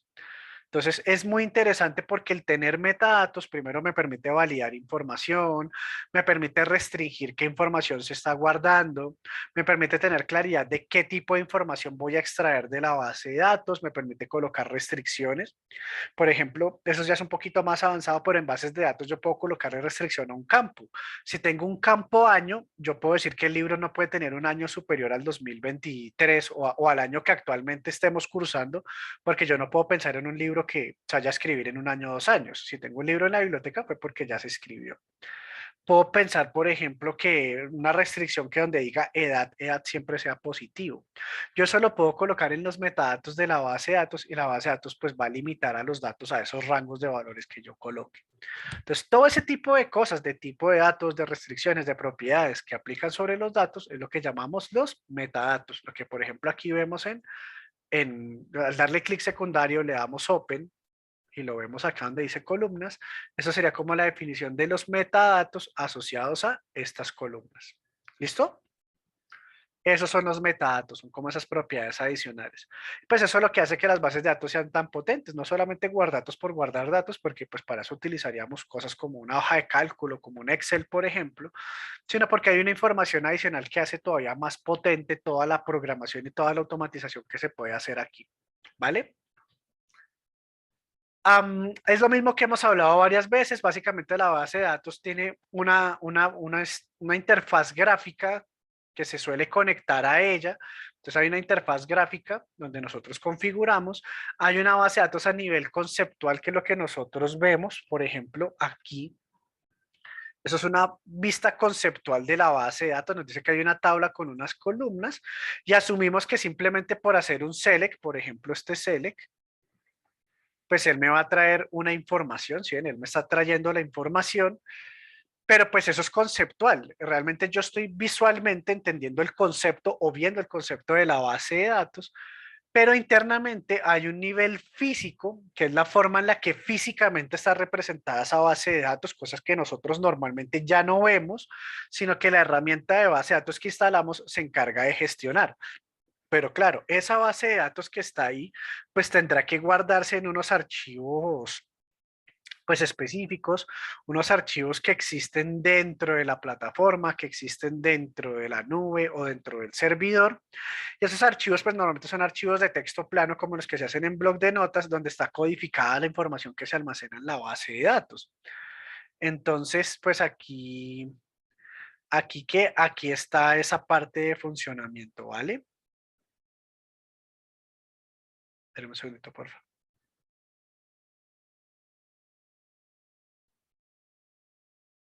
Ven un segundito.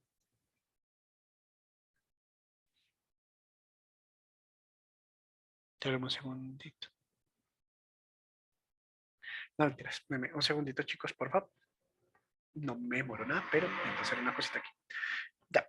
Listo. Entonces, digamos que este tema es bien interesante porque nosotros ya no sabemos cómo se guardan las bases de datos. Antiguamente eso era algo que sí tocaba gestionar un poquito más, ¿cómo decirlo? Tocaba meterle un poquito más de mano. Hoy en día pues ya esto está súper configurado, lo cual es buenísimo porque nos ahorra trabajo como un demonio, pero pues básicamente es que nosotros ya no nos encargamos de toda esta parte del nivel físico ni de la base de datos físicamente, cómo se guarda, cómo se organiza. Las plataformas en la nube ya son las que se encargan de eso. O, por ejemplo, cuando ustedes instalaron MySQL, pues él fue el que se cargó de estas dos partes. Ese nivel interno nosotros no lo vemos, nosotros normalmente trabajamos en el nivel conceptual y pues las aplicaciones que utilizamos pues se conectan a ese que llamaríamos como el nivel conceptual, ¿vale? Es como la forma de verlo y de trabajarlo. Entonces, simplemente eso es para explicar pues que no solamente hay una parte lógica, sino que efectivamente hay una parte física que existe, pero pues que nosotros ya no gestionamos. Lo que no quiere decir que no exista, quiere decir pues es que ya no la usamos. ¿Listo? Pero bueno, por ahí está vivita en algún lado, permanece viva esa configuración, ¿listo? Esa estructura física. Bases de datos conocidas, MySQL, que ya la vemos en ciclo 2, Postgres, que es muy parecida a MySQL, también de software libre, completamente gratuitas. Lo único que muchas veces se paga en esto es el soporte, muchas veces es lo único que se paga, pero pues bueno, nada, realmente es como muy practiquito, ah, muy fácil de trabajar, muy fácil de utilizar, son estas dos. Luego vienen dos pagas, la primera es SQL Server, que bueno, SQL Server creo que tiene unas partes gratuitas, pero en general creo que la licencia full es paga. Y Oracle, que también es paga, lo que les quita una ventaja competitiva y es que pues pagando la cosa ya no es tan interesante, obviamente nos interesa más gratuito. Eh, listo. Entonces, digamos que aquí está esta parte, pero bueno, voy a ponerles una cosita acá. Entonces, esta es la encuesta que hace Stack Overflow al final de año, donde uno habla como de las tecnologías y de todas las cosas que están. Eh, pero bueno, básicamente eso es ahí. Espérenme un segundito, chicos, por favor. Hola, ¿ahí me escuchan?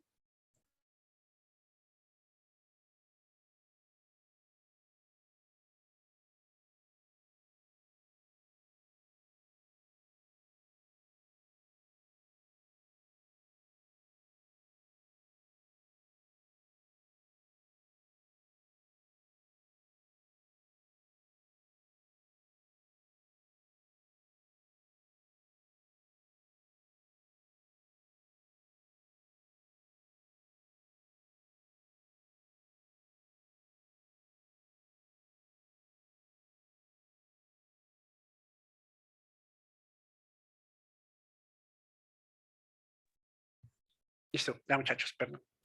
¿Ahí me escuchan bien?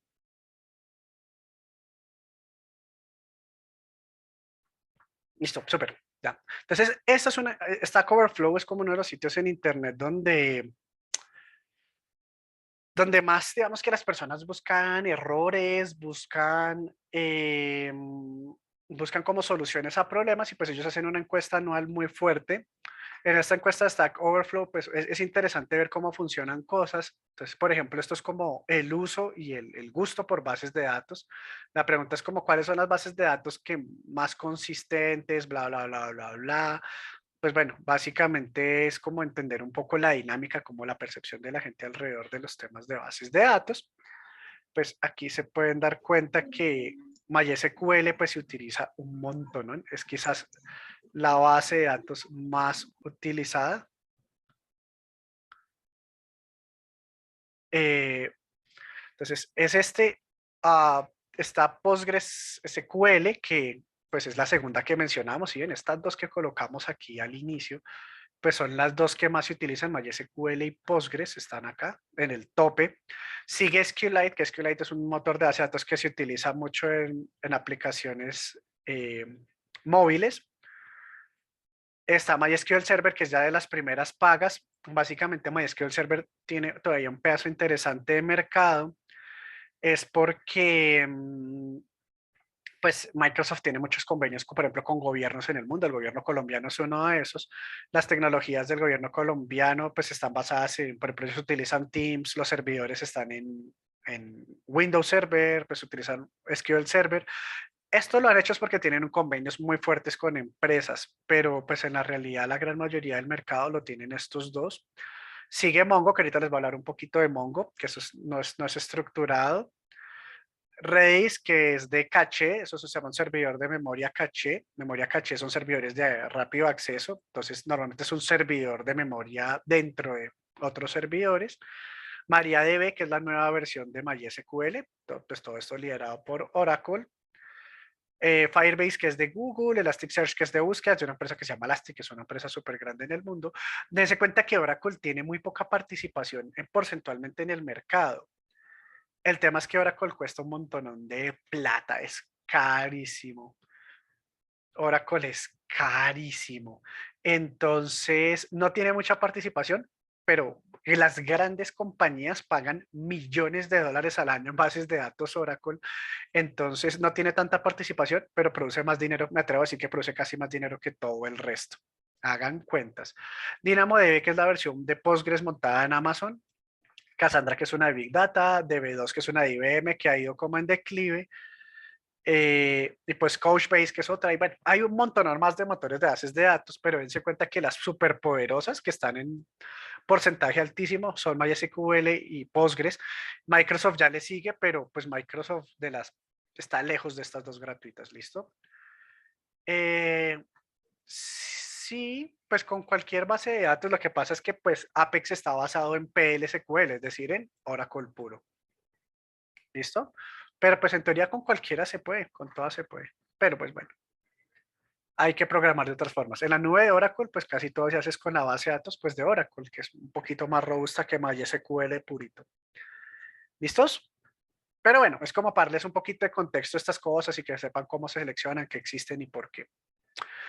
A partir de esto, pues hay bases de datos relacionales y no relacionales. Mongo es una base de datos no relacional.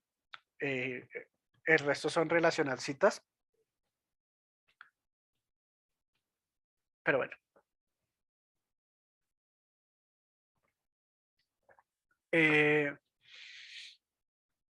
entonces, este modelo de entidad-relación pues es algo que se inventó hace poquito. Solamente han pasado 50 años desde que se creó. Solo 50 añitos casi, poquito. Pero básicamente es un modelo que sigue siendo vigente porque a pesar de que siga hace mucho tiempo, pues funciona bastante bien. Eh,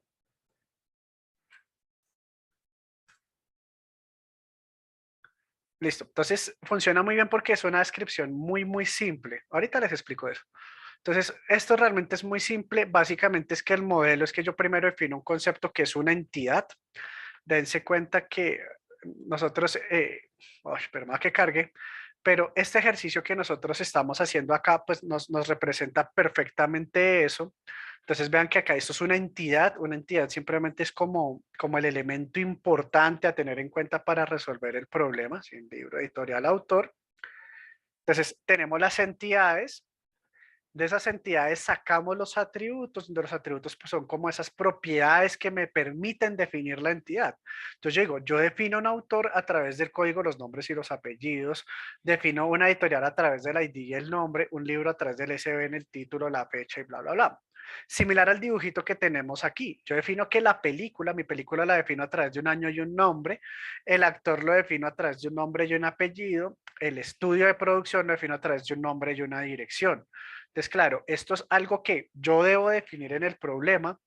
Por ejemplo, si yo estoy haciendo una película, a mí me interesa de pronto del actor no saber cuál es su comida favorita, de pronto no, de pronto no.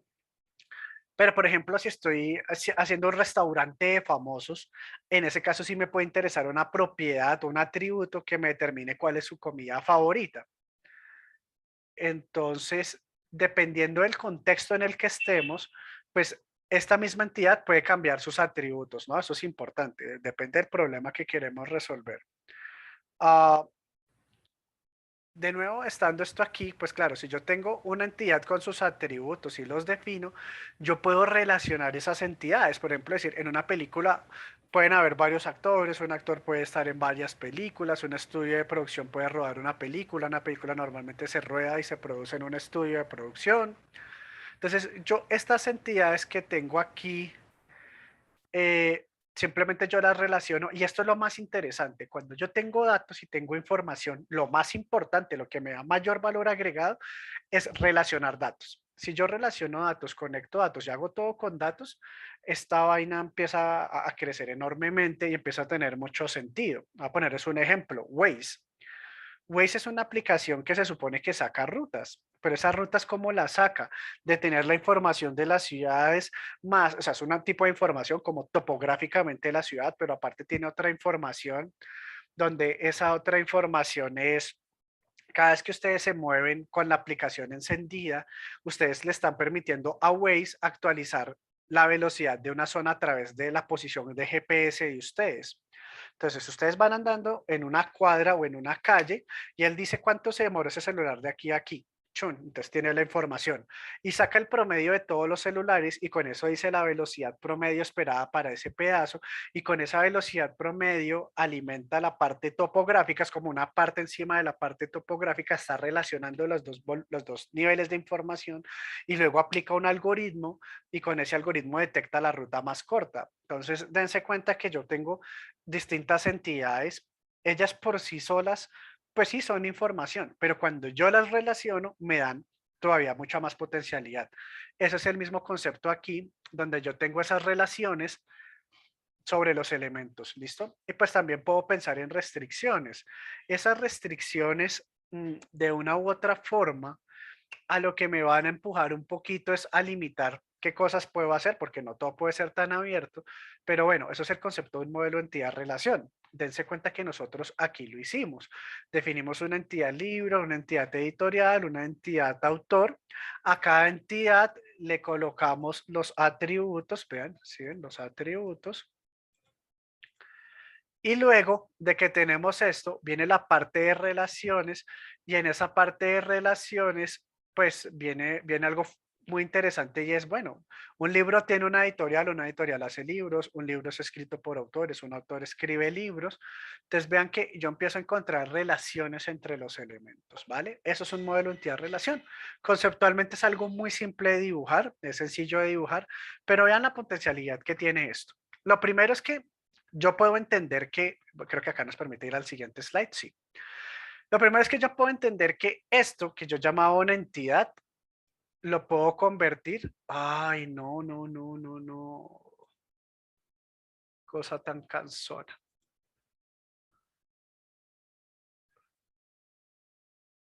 Pero bueno, podemos volver ahí. Entonces, dense cuenta que estas entidades que creamos aquí como libro, editorial o autor, por hablar primero de esas, pues aquí las podemos transformar en tablas. ¿Sí ven? Entonces, esto que yo defino como una entidad, lo transformo en una tabla. Y esto que yo defino como los atributos con sus propiedades que finalmente hacen la metadata, si yo en el mismo modelo entidad relación voy colocando todos esos atributos, pues ya tengo la metadata, con esa metadata pues puedo definir las columnas. Entonces ese modelo entidad relación lo puedo convertir en tablas con columnas. Hasta ahí suena bien, ¿sí o no? Pero resulta que no es lo único. Cuando estamos creando los modelos, que eso lo vamos a hablar también un poquito en JPA, cuando estoy creando los modelos, resulta que esta entidad se convierte en el nombre de una clase. Y estos atributos que tengo aquí se convierten en los atributos de esa clase. De tal manera que yo puedo crear un modelo que es la representación de los datos que están en la base de datos, la representación de esos datos en el lenguaje de programación.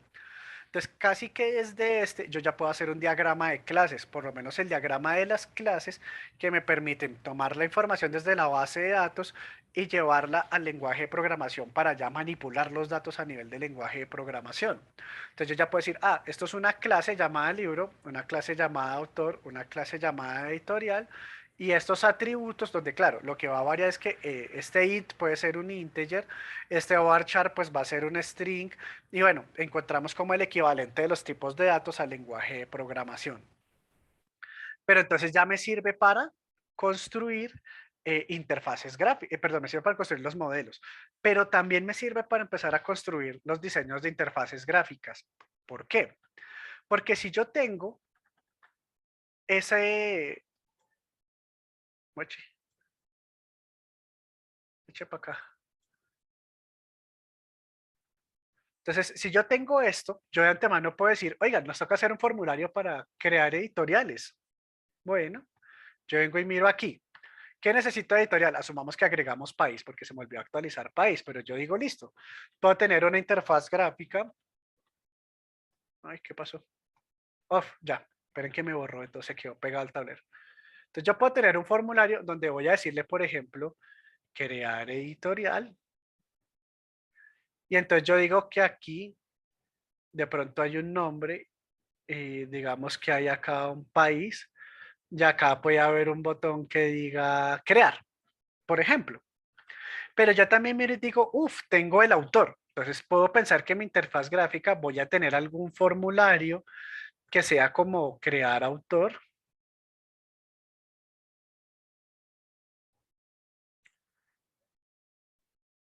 Y creo que estos nombres, apellidos, ¿no? Y código.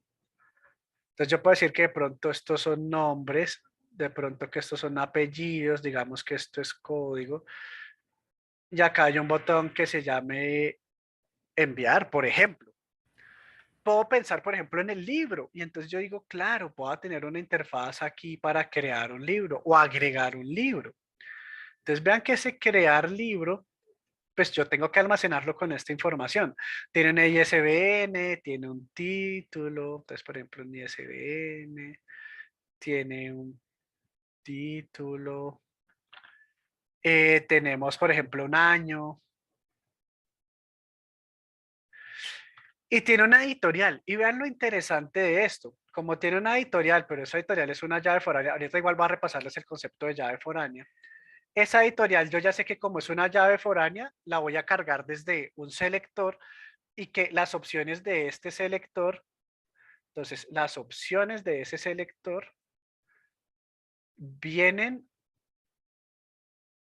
de la tabla editorial. Entonces yo ya sé que puedo ir a la tabla editorial, me trago la información, con esa información cargo digamos, esta serie de opciones que están aquí y ya con la serie de opciones y lo que digita el usuario puedo venir y crear un libro, por ejemplo.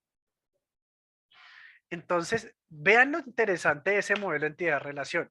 Suena muy simple, a veces suena como algo, como no tan importante, pero este modelo entidad-relación bien hecho me puede permitir crear la base de datos, tener la definición conceptual de los modelos en el backend y tener una definición de parte de las interfaces que vamos a manejar en el frontend. Todo salido de este mismo diagrama. Por eso es que ese concepto de entidad-relación para muchas personas ha sido útil y a pesar de tener tantos años sigue siendo excesivamente vigente, porque no solamente es que aporte a la base de datos, sino que me aporta a la construcción de varias cosas dentro del proyecto. Conceptualmente aporta muchísimo. ¿Listo? Por eso es que es interesante, por eso es que esta parte se vuelve súper, súper interesante. Y aparecen pues estas relaciones que son como las que estábamos hablando aquí. Hay relaciones de uno a uno, poco comunes, debo serles honesto, no son muy comunes, esas relaciones uno a uno, por ejemplo, una facultad tiene un decano y un decano solamente es decano de una facultad. Entonces, como que si la facultad tiene uno solo y él es solo uno, uno muchas veces lo que dice, una relación uno a uno no tiene sentido mantenerla en dos tablas aparte. Si por cada fila que está en esta va a haber una fila en esta, pues las mezclo y las vuelvo una sola tabla. Entonces, eso a veces se hace, se arma como una sola tabla. Es poco común que uno llegue a relaciones uno a uno, pero si llega, así se resuelven, ¿listo? Relaciones uno a muchos, que son las que a uno más le gustan porque son las más fáciles de trabajar, de procesar y de configurar. Entonces tenemos la llave primaria de una tabla asociada a la llave secundaria de otra tabla. Básicamente el uno a muchos es este, por ejemplo. Un libro pertenece a una editorial, pero en una editorial pueden haber muchos libros. Entonces es una relación de uno a muchos. Una editorial con muchos libros, pero muchos libros pertenecen a una editorial. ¿Sí ven? Una relación de uno a muchos. Te vamos a hablar un poquito más de esa llave foránea. Ese tipo de relación existe, pero no suele ser el más común, o en mi experiencia no siempre es tan común. Aparece, obviamente, pero a veces es más común el muchos a muchos. ¿Qué es una relación muchos a muchos? Una relación muchos a muchos es donde yo digo, por ejemplo, un libro puede tener uno o varios autores, como que de un libro a muchos autores, pero un autor puede escribir muchos libros. Entonces, un libro escrito por muchos autores, pero un autor con muchos libros. Entonces, si yo pensara la relación entre libro y autor, sería un muchos a muchos. Un libro con muchos autores, potencialmente un autor con muchos libros. ¿Listo? Entonces, acá hay una relación que se empieza a volver de muchos a muchos, que sería por acá, si yo lo estuviera pintando originalmente, por acá hay una relación de muchos a muchos, creo que es este. Sí. Entonces piensen que estamos como pegando de muchos a muchos.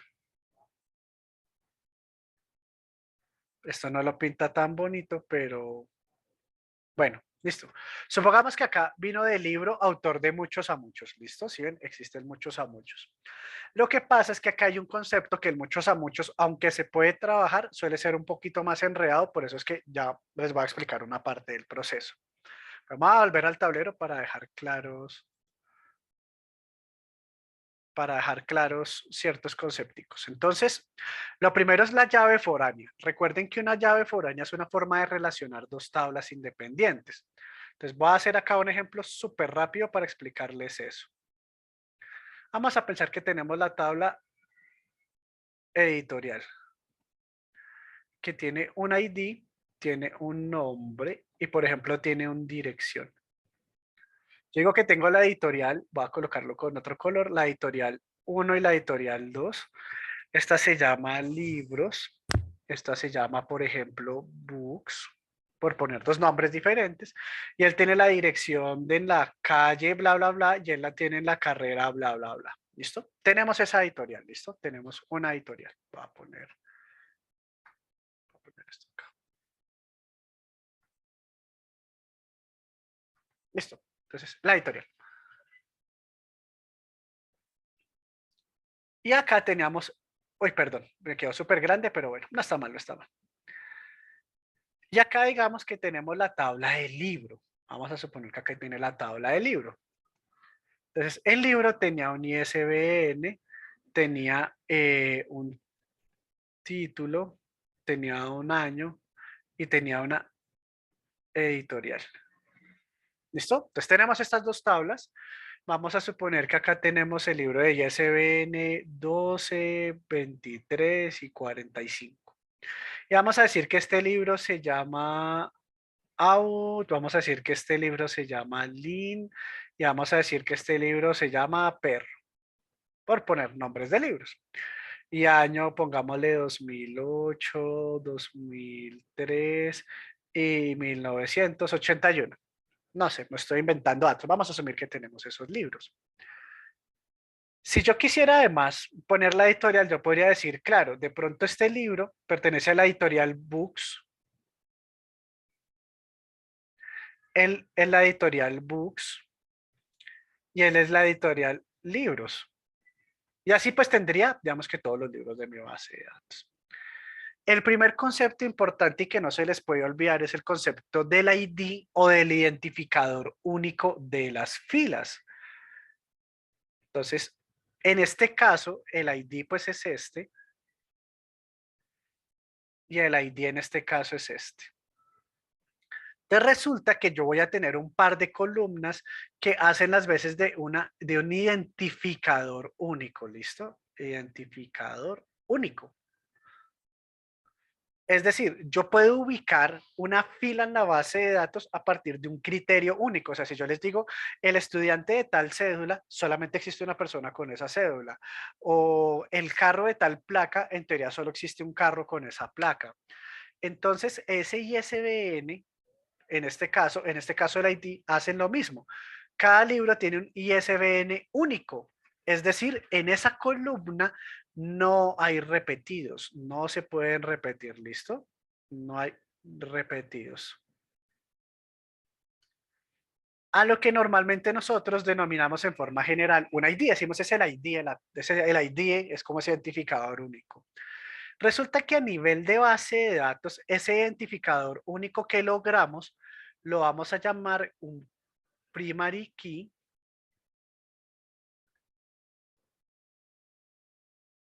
Hacemos PK, que esto es lo que llamamos en español una llave primaria, perdón.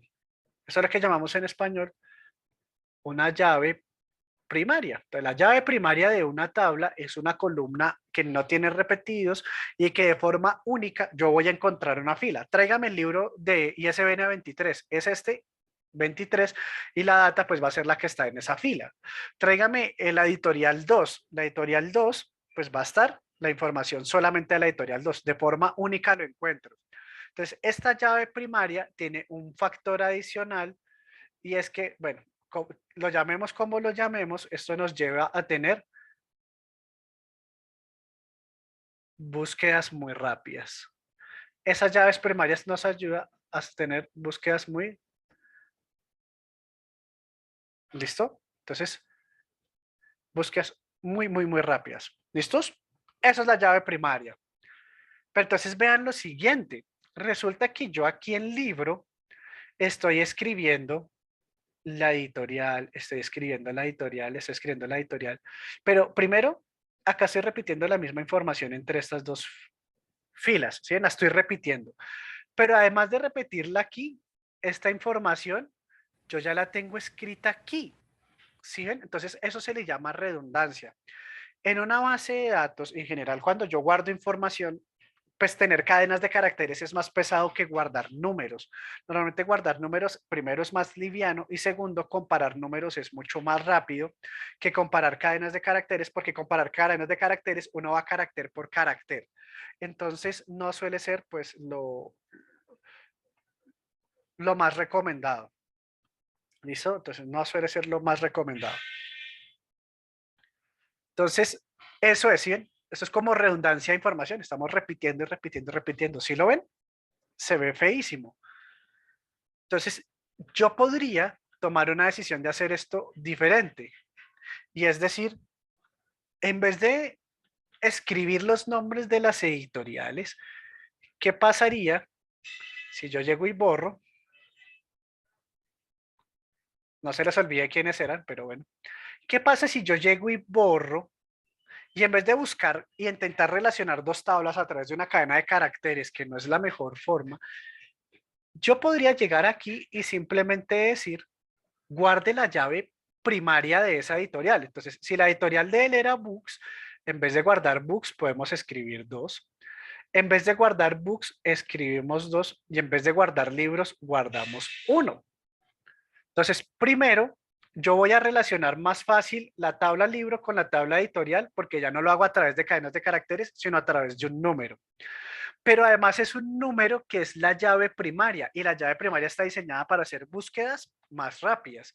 Entonces, conectar la información de esta tabla con la de esta tabla va a ser mucho más eficiente. Primero, porque es un número que es único aquí, y segundo, porque es mucho más rápido. Aclaro, acá yo puedo repetir porque hay varios libros de la misma editorial, ¿sí ven? Hay muchos libros de la misma editorial, pero la editorial es única en esta tabla.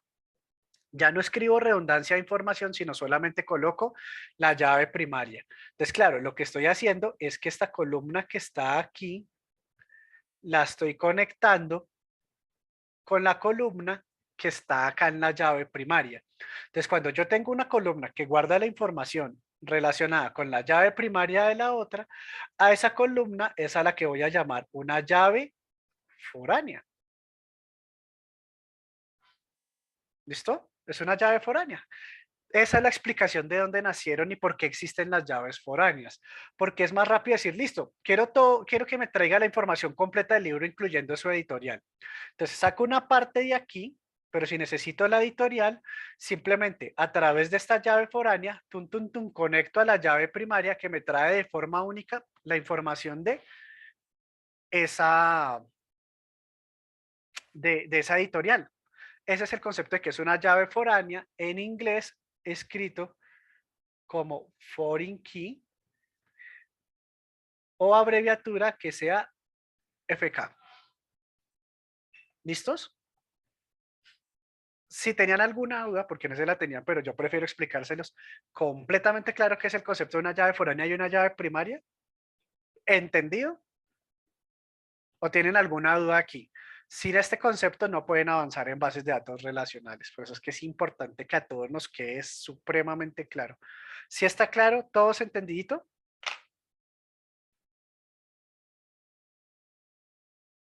Listo, súper. O sea, esto es vital. ¿Por qué es vital? Imagínense eso que les estoy diciendo. Nos van a pedir de pronto una API REST donde tenemos que enviar la información del libro con la editorial. Supongamos. Entonces, si yo vengo acá, ay, pero ¿para qué te traje? Otra vez. Ah, es que ya me sacó de todo Oracle. Si tenemos claro ese concepto, supongamos que nos dicen eso. Hey, muchachos, nos toca crear dentro de Apex un REST de la base de datos donde la persona entre por GET, pero en ese GET lo que retorne sea todos los libros con la información de la editorial. Entonces uno dice como, uff, claro, esto se puso denso, se puso pesado el ambiente, porque pues ya empieza a obligarnos a trabajar cosas más elaboradas. Bueno, mientras esto carga, ahorita lo vamos a intentar hacer. Ese es el concepto de llave foránea y llave primaria. Dense cuenta que aquí la información está supremamente estructurada, si ven, hay una entidad con unos campos definidos y donde yo puedo relacionar esas entidades, ¿listo? A eso le llamamos una base de datos relacional. ¿Qué es una base de datos no relacional? Una base de datos no relacional es donde esa estructura no es tan fija, entonces la información se dice que está estructurada o semiestructurada. Un ejemplo rápido. Vamos a pensar en una red social. Y resulta que alguien colocó un estado, puso la carreta del estado, pero resulta que ese estado por aquí tuvo, por ejemplo, un reply o un responder, como le llamen en español. pero tuvo varios replies. Chan, chan, chan. Pero a veces esos replies tienen sus propios replies, ¿cierto? Pero el reply puede ser texto o alguien también pudo hacer un reply y puso un meme, puso un muñequito haciendo algo. Entonces, vean que acá puede haber cosas, aquí puede ser otra imagen, aquí pueden haber más textos. Pero además de eso, resulta que pueden haber reacciones y entonces está el corazoncito, o está la manita que todo bien, o está la manita que todo mal, qué sé yo. Pero acá pueden haber reacciones, pero acá pueden haber reacciones, pero acá pueden haber. Dense cuenta que no hay como una estructura tan fija porque puede que haya reacciones como puede que no las haya. Puede que mi estado lo vea alguien como puede que no lo vea. Puede que alguien le haga un reply como que alguien que no. Puede que al reply le hagan reply como puede que no. Entonces, casi que cada estado, la estructura de información que guarda es muy particular. Imagínense intentar meter eso en una tabla. Se enloquece uno, realmente se vuelve muy difícil de manejar. Entonces, cuando hay información de este tipo que no es tan estructurada, yo digo no. La forma más fácil de manejar esa información es, por ejemplo, en bases de datos no SQL, donde yo no tengo tablas ni una estructura tan rígida, sino es un poco más flexible. Normalmente esas no SQL, una de las más famosas es Mongo, y ustedes ya saben un montonón de cosas alrededor de Mongo. ¿Saben por qué? Porque Mongo por detrás guarda la información en formato JSON. Pues claro, si yo lo pienso un JSON, yo puedo decir un JSON que aquí tiene el texto del estado. Entonces digamos que él tiene un texto, charararara, pero él puede tener una llave que se llame replies. Y esos replies simplemente son una lista donde a su vez esa lista puede ser una lista de otros objetos, de otros JSONs, donde ese JSON pues guarda esta estructura. Entonces, si es una lista de replies y si este reply a su vez necesita tener más, él puede tener un contenido y al mismo tiempo puede tener una lista de replies, o sea, es un reply del reply. Y cada vez que una persona haga un reply, simplemente le agrega un elemento a esta lista. Entonces, es como si trabajáramos con diccionarios y listas, pensándolo a Python, pues es el mismo concepto. Entonces, este tipo de estructuras de datos no relacionales se suelen guardar más fácil en diccionarios y listas, porque no tienen una estructura tan fija, no es fácil plantearlas como tablas, ¿listo? Esto es lo que llamamos bases de datos no relacionales.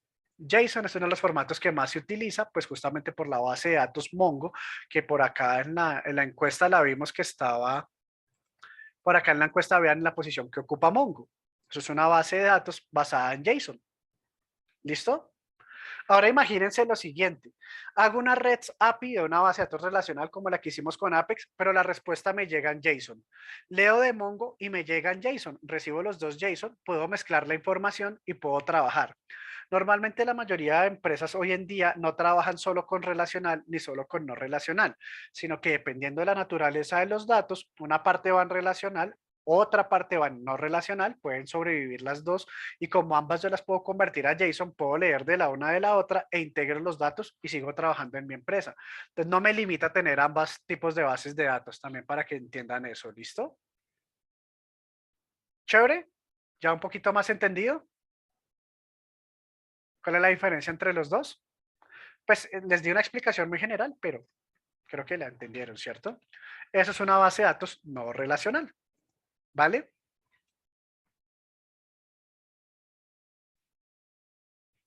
Ahora, vamos a volver aquí a la relacional. Entonces, ¿en qué nos ayuda tener una base de datos relacional muy bien definida en esas relaciones? Por ejemplo, de uno a muchos que tenemos entre la editorial y el libro. Si yo quisiera mezclar información de ambas cosas, yo simplemente vengo acá a mi SQL, vengo a mi worksheet donde tengo el CRUD. Y si me dijeran, no, necesitamos que nos entregue una información donde venga toda la información del libro, incluyendo la editorial y la dirección donde está ubicada la editorial, yo, claro, como ya tengo una base de datos así relacional, tengo la información del libro y podemos sacar a través de esta llave foránea la información de la editorial, vean lo que podemos hacer. Yo le puedo decir, vaya al libro y tráigame del libro el ISBN, del libro tráigame el título.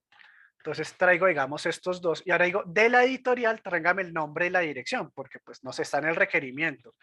de la editorial, tráigame el nombre y tráigame la editorial, la dirección. ¿Quién va a ser la tabla principal? Pues principalmente va a ser libro, que tiene como la información de base, pero yo puedo mezclar información de tablas y le digo, coja este libro y hágale una operación de conjunto, hágale una intersección a la información con la editorial. Entonces coja la de este libro, intersectela con la de esta editorial en particular. Y entonces, ya les paso la asistencia. Y ahí es donde aparece el concepto de el join. ¿Listo? Entonces, ¿qué se me hizo? Hasta acá. Entonces yo le digo, hágale un join a la editorial, pero ¿cómo vamos a hacer esa unión? Pues vamos a unir esta llave foránea con esta llave primaria, ¿cierto? Pues porque es la conexión natural. Entonces vamos a decir el libro.editorialfk, porque pues editorialfk es el nombre de mi llave foránea, también lo podemos ver aquí. Es el nombre de mi llave foránea. Esa llave foránea la voy a hacer igual a la llave primaria. ¿Sí? Voy a decirle, coja esta llave foránea y búsqueme la información de esta llave foránea igual a esta llave primaria para completar. Es claro, como yo ya tengo ese concepto, le digo, haga la llave foránea igual a la llave primaria, que esto es editorial.id. ¿Cierto? Es editorial.id. Editorial.id, sí. Y ya. Entonces dense cuenta que a través de esa noción de llave foránea igual a una llave primaria, yo puedo cruzar la información de dos tablas. Bueno, si tuviera libros, me traería ahí. No se llama editorial, no tiene dirección. Tienes país, perdón. Entonces es país, es país, es país. Mi error, mi error. Bueno, el punto es que ya lo tenemos así, lo corremos. Pues si tuviéramos libros no los mostraría. El punto de lo que voy es que vean, me trae el ISBN y el título que vienen de la tabla libro y el nombre y el país que vienen de la editorial. Este tipo de cruces de información existen gracias a esta noción de llaves foráneas y llaves primarias. ¿Listo? Importantísimo ese concepto. Entonces, funciona muy bien de las uno a muchos. En las muchos a muchos tenemos un problema, porque como hay una dependencia muy fuerte de ambas, normalmente ese muchos a muchos, que es este caso del libro autor, en vez de dejar esta relación vivita de muchos a muchos, la eliminamos y nos creamos una tabla intermedia donde en vez de tener un muchos a muchos, vamos a tener una intermedia donde vamos a poner una llave foránea a cada una de las tablas que originalmente eran esa relación de muchos a muchos. Vean, entonces, libro FK era una relación del muchos a muchos, autor FK estaba pegado a la relación de muchos a muchos. Entonces, lo que vamos a hacer es que una relación de muchos a muchos la vamos a romper y la vamos a convertir en dos relaciones de uno a muchos. Por eso es que creamos esta tabla. Entonces, dense cuenta que ya tenemos, son dos relaciones de uno a muchos, que son las más chéveres para escribir. De hecho, si nosotros, voy a guardar esto, si nosotros miramos aquí, pues definir, cuando estábamos creando las tablas, definir la llave foránea que apuntaba a una llave primaria, pues era súper rápido. Vean que el código lo escribimos muy rápido. Entonces, trabajar con estas de uno a muchos facilita mucho programar. Por eso es que las relaciones muchos a muchos las rompemos y las convertimos en dos relaciones de uno a muchos. Importante que se pillen un truco aquí. Donde está la llave foránea, o sea, donde están muchos de la relación está la llave foránea. Un libro pertenece a una editorial, pero en una editorial puede haber muchos libros. El muchos está del lado del libro, por eso es que ahí está la llave foránea. Donde siempre está el muchos está la llave foránea, donde está la llave primaria está el uno de la relación. Como acá está la llave primaria de la relación, aquí quedan muchos. Como acá está la llave primaria de la relación, aquí llega a muchos. ¿Listos? Y listo, eso es todo el concepto de bases de datos, súper resumido, súper explicado, entendido por qué es el modelo de entidad-relación, cómo se interpreta, porque esas relaciones de uno a muchos facilitan mucho todo el trabajo que estamos haciendo. Y bueno, básicamente esto es lo que hablamos aquí en esta diapositiva. Este muchos a muchos lo podemos romper en un uno a muchos. El resto está la parte de Workbench, que es cómo hacer este diagrama en Workbench. A mí no me gusta Workbench por una sola razón, y es porque Workbench funciona en mi máquina y no en la nube. Entonces yo puedo hacer el diseño en mi máquina, pero si se los quiero compartir a ustedes, me toca compartirles la imagen. Mientras que si están en una herramienta como Draw.io, yo a ustedes les puedo compartir el link de esto. Ustedes pueden entrar, poner comentarios o incluso modificar. Entonces, para un trabajo en equipo, especialmente si estamos remotos, pues herramientas como Draw.io son más interesantes que tener el Workbench. ¿Listo? Pero no es que Workbench esté mal. Workbench funciona, solamente que lo que no me gusta es que no contribuya al trabajo colaborativo. Pero por el resto está bien, ¿vale? Y pues los SQLs, que ya pues los hemos ido repasando, para crear tablas, entonces un create table, el nombre de la tabla, el nombre de la columna, y aquí para allá viene la metadata, iniciando por el tipo de dato y las propiedades, por ejemplo, el autoincremental, o este tipo que es libro FK y que luego le agrego la propiedad de decir que ese FK es una llave foránea que va a apuntar a la llave primaria ISBN de la tabla libro. Entonces, crear tabla es relativamente sencillo. Crear table, nombre de la tabla, columna, propiedades arrancando por el tipo de dato. La llave primaria pues también entra como propiedad. El valor por defecto entra como propiedad. Acuérdense que esto es súper chistoso, pero nulo en las tablas significa opcional. La forma de decir obligatorio es not null. A mí eso me parece súper curioso, pero bueno. Nulo solito es opcional, not null es como no opcional, es decir, obligatorio. Entonces, not null es obligatorio, null es opcional, por defecto las cosas son opcionales, ¿no? ¿Qué es lo que está aquí? Si ven los tipos de datos, esas propiedades, primary key como una propiedad adicional. Hay otra forma de hacer llaves primarias compuestas, que es que varias columnas se conviertan en la llave primaria. A mí no me gusta eso, no me parece bueno, pero se puede hacer, se puede hacer. Eh, Podemos tener más propiedades, lo que les digo, valores por defecto, algunos que tiene que solamente seleccionar de estas opciones. Bueno, hay un montón de cosas en crear, aunque hoy en día casi nadie lo utiliza, se puede hacer. Es como la persona en continente solo puede colocar alguna de estas opciones y por defecto la opción es Asia. Bueno, eso es el tema. Ojo que SQL, acuérdese que yo ayer se los decía, SQL es el Forrest Gump de la programación. Es el tipo que uno le dice haga algo y él no lo piensa, va y lo hace. Incluso sea una estupidez o algo mal hecho, él va y hace caso y lo ejecuta. Tengan cuidado porque, por ejemplo, para borrar una tabla, o sea, borrar la tabla con todo y su contenido en la base de datos, nos basta con escribir drop table, el nombre de la tabla, y yo le digo a eso ejecutar, él no pone un pero, él no pelea, él vaya a hacer caso y ¡puf! Chao tabla, se fue, se borró, no existe más. Entonces, tenaz. En Workbench, pues ejecutamos el código con el rayito, acá en la nube lo ejecutamos con el play, simplemente es un botón para ejecutar. También hay opciones de terminal. De pronto, si después lo necesitamos, lo vemos en terminal. Por ahora, como vamos a tener muchas cosas en nube, probablemente esta va a ser nuestra mayor interfaz. Ya lo vimos ayer, antier, que hicimos algunas cosas con una tabla que apliqué el alter table. Alter table es que luego de creada la tabla, quiero hacer una pequeña modificación, como agregar una columna, cambiar el nombre de una columna, cambiar el tipo de dato de una columna, cambiar propiedades como el valor por defecto de una columna. Todo eso se puede hacer con el alter table. Vean, este es el de agregar. El de colocar un valor por defecto, aquí está. Entonces hay varios. Vimos los insert, donde recuerden que el insert que lo teníamos aquí, el insert into, el nombre de la tabla, las columnas donde quiero guardar información, values, que es el nombre propio del SQL, y dentro del paréntesis la información a guardar. Tiene que ser el orden, entonces ID será asociado al primer valor, nombre será asociado al segundo valor, país al tercer valor.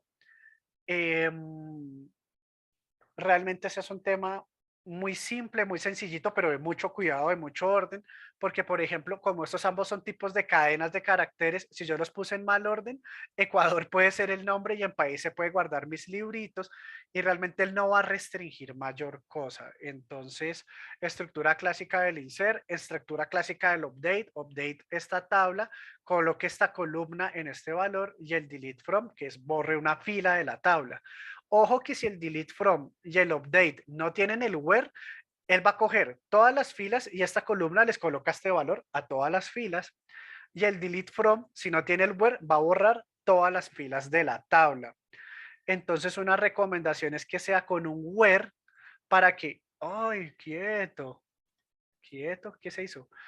Que sea con un where de tal forma que yo voy a actualizar o voy a eliminar filas específicas, pues para tener mayor control de lo que estoy haciendo. Básicamente en estos SQLs, pues eso es como lo más importante, ¿no? Tener mucho cuidado. Acá está el delete, está el update, el where, en serio que es súper importante, nunca se les olvide. Cuando están haciendo update y delete, nunca olviden el where porque pueden meterse en un problema al berraco. Y ya, pues el resto ya es como para que prueben. Eh, Pues en teoría sí, pero eso es el motor de la base de datos. Eso se hace si es desde interfaz gráfica. Desde código, desde una terminal, no hay forma de limitar el drop. O sea, por ejemplo, Workbench, que es interfaz gráfica, si ustedes ejecutan un drop desde Workbench, a veces él no lo permite hacer o un delete él no lo permite hacer. Pero si yo estoy desde la terminal, eso nunca está desactivado, porque la terminal en teoría es el punto de vista del administrador, entonces él deja hacer lo que uno quiera. Jamás se pueden confiar de eso. ¿Listo? Sí, un poquito mejor entendido ya el tema de bases de datos, de cosas aquí asociado, todo esto súper bien.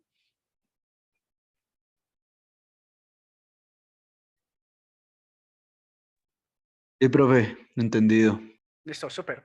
Entonces, ese es el tema de bases de datos, es un temita chévere, es importante tener claros ciertos conceptos y pues no irla en barra. Quería avanzar hoy con Spring, no alcanzamos, pero bueno, no son muchas diapositivas y acá tampoco son muchas diapositivas, realmente son conceptos que mañana nos podemos pasar rapidito, pero bueno, mañana los vemos para no correr hoy. Pero que les digo, si ven, ya si nos van quedando estos detallitos conceptuales que a veces quedan sueltos y los vamos refinando, créanme que la sesión, las 4 o 5 horas, porque lo que les digo, tenemos las 2 del viernes, las primeras 2 de la otra semana, más la de mañana, lo que nos sobre mañana para hacer práctica, vamos a tener un poco más de 4 horas para darle de chorro a hacer práctica. Si están todos estos conceptos claros, pues esas prácticas nos va a rendir un montón, ¿no? ¿Listos? Chicos, lo que les digo, piensen lo de hacer lunes, o sea, hacer las 5 sesiones en las próximas 2 semanas. Si quieren, tómense el día, si quieren lo charlamos mañana, porque ya son las 11, no les quiero quitar más tiempito. Pues piénsenlo, a mí me parece que es beneficioso para todos, que si ustedes piden vacaciones en esa época o algo así, pues como que las clases no les interfieren con las vacaciones o de pronto por estar en serio en vacaciones no le prestan cuidado a la clase. Bueno, hay muchas situaciones alrededor, entonces piénsenlo. De ser así, hoy estábamos oficialmente en la sesión 12, estamos en la mitad de las clases básicamente. Sesión 13 y 14 van a ser mañana jueves y viernes tendríamos la 14. Si hacemos eso, tendríamos 24 sesiones al final de las 2 semanas. En la semana de receso solo tendríamos una sesión, que es como la de cierre del curso casi. Entonces creo que podría ser útil, pero lo que les digo, si quieren hablarlo en sus grupos, si quieren pensarlo, mañana lo podemos hablar iniciando el día, tomamos como una decisión, piénsenlo bien. Entonces, si quieren mañana, pues ya tomamos la decisión definitiva, ¿vale? Porque no les quiero quitar más tiempito. Además que voy a pelear para ver si sincronizan la clase de ayer para que no afecte la subida de la clase de hoy.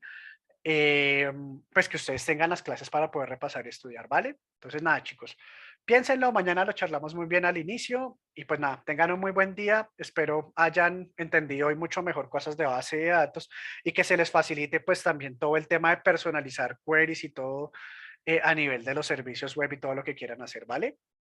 Cuídense mucho. Chao, chicos. Gracias, profe. Hasta luego. Buen día. Chao.